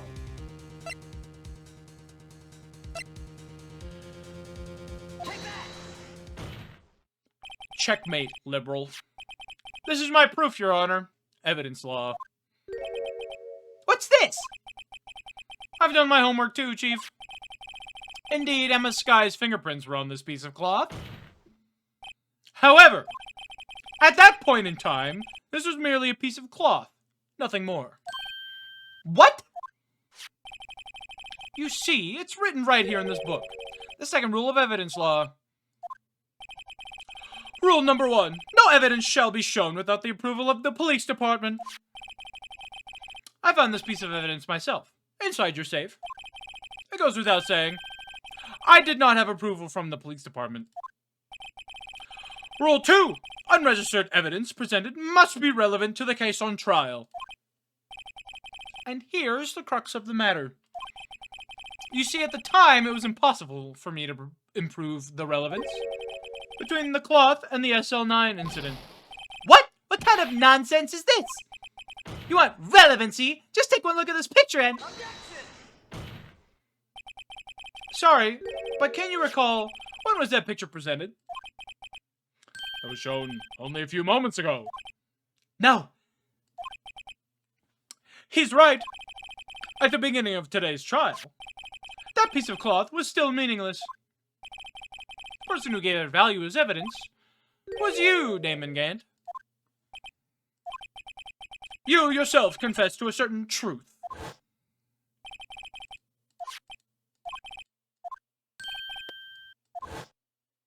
Checkmate. No! It It was then that you approved this cloth as conclusive evidence. Yes, you, the chief of police, personally approved of this cloth. The only person who could have cut this from the victim's vest is the one who stood before Prosecutor Marshall in his final moments. In other words, the real murderer. And there's only one person who that could be. Damon Gant? The killer was you! No.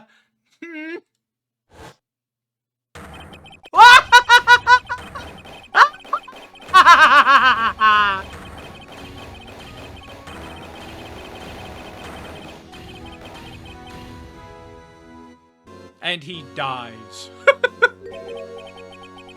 I knew I should have gotten rid of him. That good-for-nothing scum. For 2 years, he's been snooping around the department, trying to get something on me. Crimes are being committed every day, yet he insisted on hounding me. Well, your crime wasn't exactly petty. He wanted to reinvestigate the case. He recruited Angel Starr, then convinced Bruce Goodman. Detective Goodman? Yeah, that's right. The evidence transferred. I'll lose my only chance to find out the truth. Please, you've got to help me. Goodman turned him down, as he ought to. Still, Jack Marshall didn't know when to quit. He stole Goodman's ID card and tried to take the evidence. Goodman came to me that day. He wanted to file a lost item report. I went with him to the evidence room. Then all of a sudden, he decided to speak out. What are you talking about, Goodman? Can you please reopen the investigation, Chief? We can't transfer the evidence out. There are too many questions left unanswered.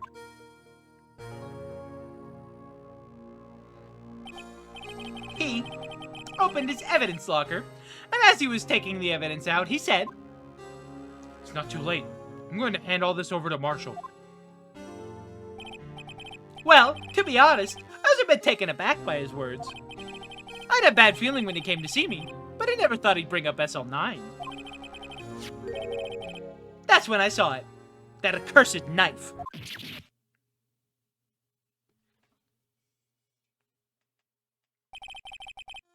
I couldn't just pull it out. Doing so would have only led to more blood, making it near impossible to hide your crime. Even so, the blood was just pouring out. I didn't know who might stumble in, so I hurried to wipe it up. I was worrying so much about the floor, I didn't realize my fatal mistake. The bloody handprint on Detective Gumshoe's locker.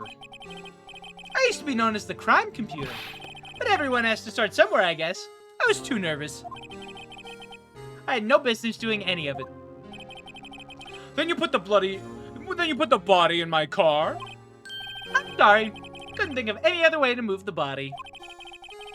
Broke your trunk, but what's the big deal? You make a lot more than us detectives ever will. Leaving the prosecution's car aside. How? How could you get Miss Sky involved in all of this? Well, she had as much to lose as I did if the truth came out. So you took the evidence from Detective Goodman's locker? I felt bad for having to do it. I also didn't have the time to pick and choose what to take. So, you left the jar fragments in the glove. Yeah. Looks like I was better off being an investigator of crimes than a committer.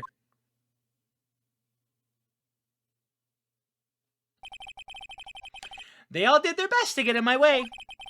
Gotta hand it to them. They do their jobs well, much to my dismay. Fake evidence doesn't hold up very well upon close examination. You must have known that. Tell me, Worthy. Why do you stand in court? Me? You despise criminals. I can feel it. You and me, we're the same. One day, you'll understand. Oh, believe me, you will. You're just one man. You'll see what it really takes to bring them down, once you try to go it alone.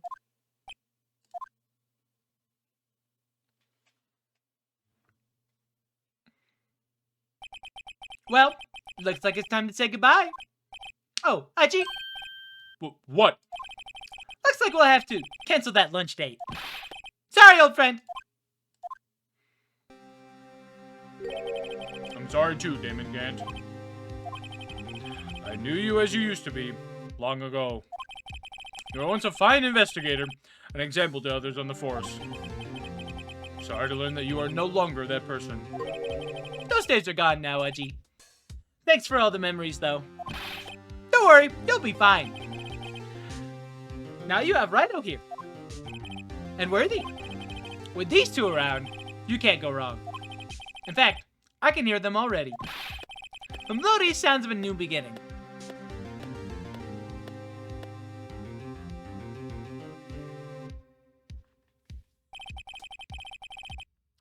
There are two things I want you to understand. Yes? First, your sister never hurt anyone. Second, Damon Gant betrayed you from the beginning. You see, Miss Sky? You no longer have any reason to keep silent. You're right. When this trial is over, I'll tell everything. All that I've done these past 2 years. From the time I had Gant help me forge evidence, up until today. So, it seems all the questions raised in this trial have been answered. I'm sorry, Miss Sky. I couldn't get you out of all your trouble. My. What high standards you have. For a rookie. I can see why Mia thought so highly of you. Who knows? A few years from now, you just might make it to the top. I owe you my thanks, Mr. Wright. Miss Sky. And to you too, Mr. Edgeworth. You suffered every bit as much as I have over these past few days. Believe me, I know how much of an ordeal it's been for you. It was nothing. Liar. I was worried the pressure might break you. And yet, you rose above it all and guided Mr. Wright to victory. You've done well, Mr. Edgeworth. Stop it! I only did my job! In light of this case, seems a good self-examining is in order for all of us. The Sky. Yes, Your Honor? You are innocent of murder. However, though the chief blackmailed you, the fact is you still acted as his accomplice. A trial will be scheduled for these crimes at a later date.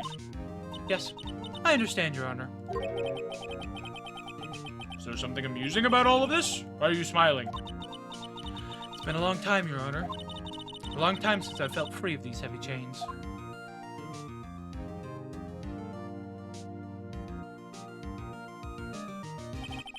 Well, this trial has gone on far too long already. Regarding the charge of murder, this court finds the defendant, Miss Lana Sky, not guilty. God, I'm so good at lawyering. That is all. This court is adjourned.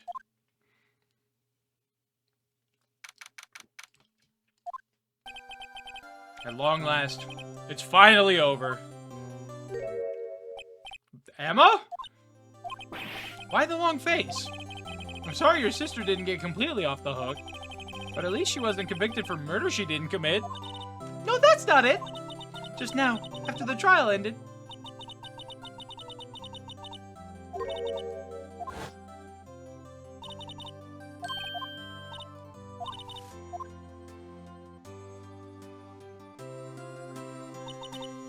You know, I did my best too.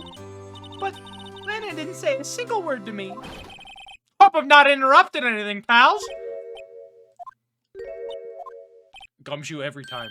Oh, guess I am. I'll come back later. Wait, Detective Gumshoe, what is it? You're doing this on purpose, aren't you? Making a detective rolling around while on duty? And to top it all off, you call me here? I've seen happier people at funerals. Hey, lighten up, pals. I'm only kidding. Oh, are you here because of my sister again? Nope, not this time. I came today because of you, pal. Me? That's right. I thought you'd like to see someone.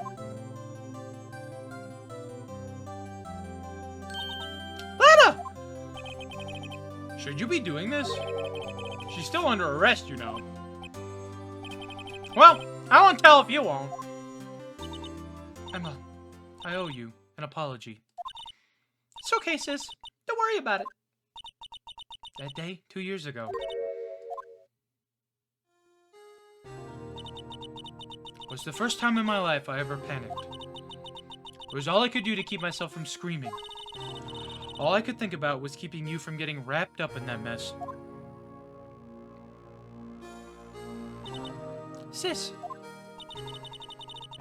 I asked Gant to help me cover up the truth. Thought I was doing it for your sake. But now, I realize I was wrong. I changed after that day. I had to. It was the only way I could make it through the past 2 years. I knew how much I was hurting you by distancing myself. But I couldn't bring myself to tell you what I did. I was scared. Scared that you'd look at me with those eyes of yours. I was scared of how you'd react if you knew. But sis, you're only doing it for me. No. Huh? I turned my back on you that day. And hiding what I believed to be the truth, I was deceiving you. Sis. I'm such a fool. It took me all this time to realize it. Emma, I'm so sorry. But sis, you didn't have to apologize. I'm happy now.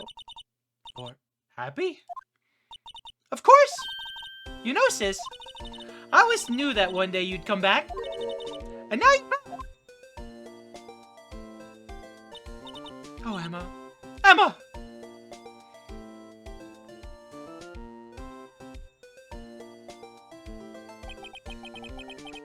No one can change the past. The only thing we can do is strive to make up for our mistakes.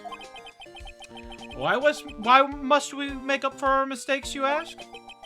Because in so doing, we can find the way back to our rightful path. And it is from there that we can move on toward a brighter future.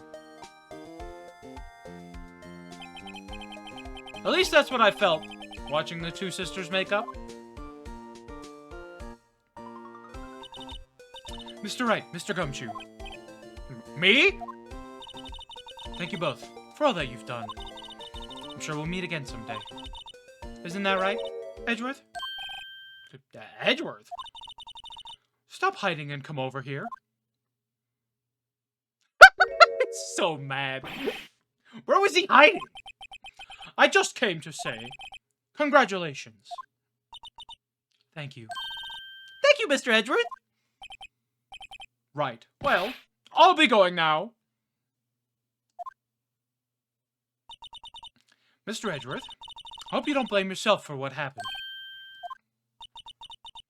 We were the ones who acted correctly, not you.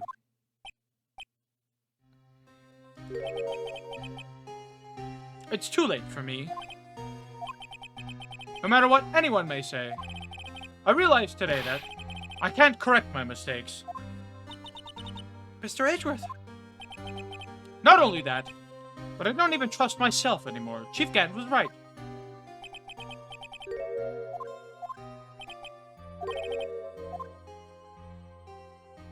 Poor Edgy. I do despise criminals. I plan to dedicate my entire life to fighting them. But in order to fight crime on my own, I need a weapon.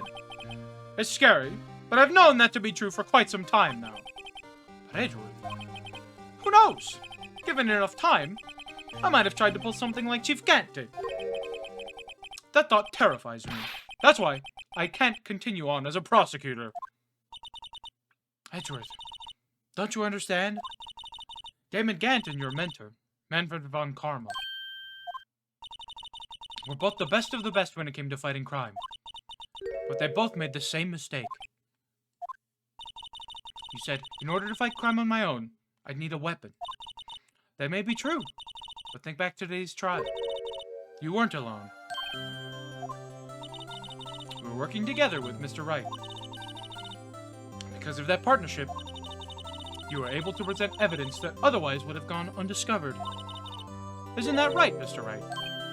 Huh? What? Oh, yeah. What is this, a pop quiz? Come on, Mr. Wright. Show me what he's talking about. Evidence, huh? Something that neither Edgeworth nor I would have been able to find on our own. Nope. That's the wrong... There we go. That's the picture I drew! Our counterattack began with this. You had one half of the evidence list, and I had the other. Part, you wouldn't have been able to completely restore Emma's picture. That didn't just happen by chance, Mr. Edgeworth. It's time for me to go. Mr. Edgeworth, if you'll excuse me, there are still some loose ends that need wrapping up. Take care, Chief Prosecutor. Edgeworth, what will you do now? Well, whatever you do, just remember. You can let what happened kill the prosecutor in you, or you can let it help you grow. In the end, it's up to you. I know. It seems I owe you my thanks too, right? But what I face now is my problem. Edgeworth. I'll be waiting for you in court. Farewell.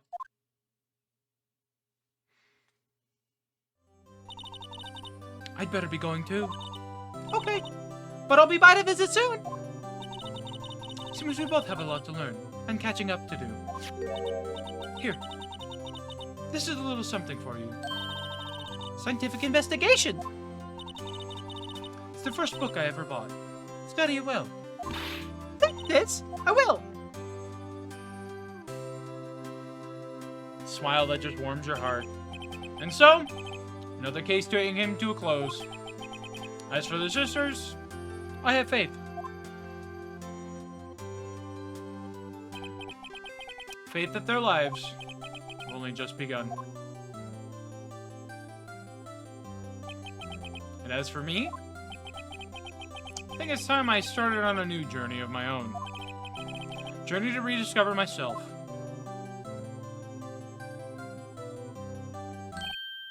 Well, don't go checking off just yet, pal. Huh? What is it, detective? Just a little matter to be resolved about the chief prosecutor. You see, she isn't supposed to be out of jail like this. But I thought you said it was okay. Yeah, well, it may be okay with me. The folks at the prison are a different story. Huh? Basically, I had to bribe a guard in order to sneak her out for 30 minutes. Believe me, it wasn't cheap either. Huh? Way to go, detective. I didn't know you had a wild side. Yeah, well, haha. You see, Mr. Wright here's the one who will be footing the bill. Oh? Huh? Why, you think I could afford it with my salary? You gotta be kidding me, pal. Huh? Huh? Huh? Thank you, Mr. Wright. You're the best. Why is it? I suddenly feel like I want to scream. Hey, I got an idea. Why don't we all go pay it off together? Yeah, that's a great idea. Come on, guys. Let's go. Objection!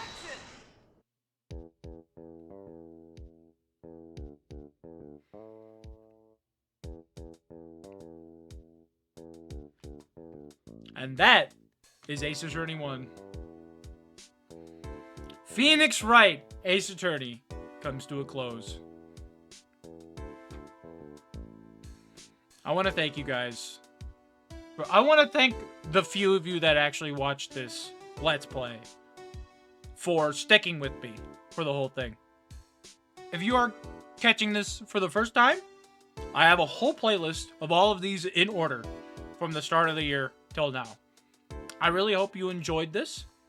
I want to do more of this because doing these little Let's Plays has been fun.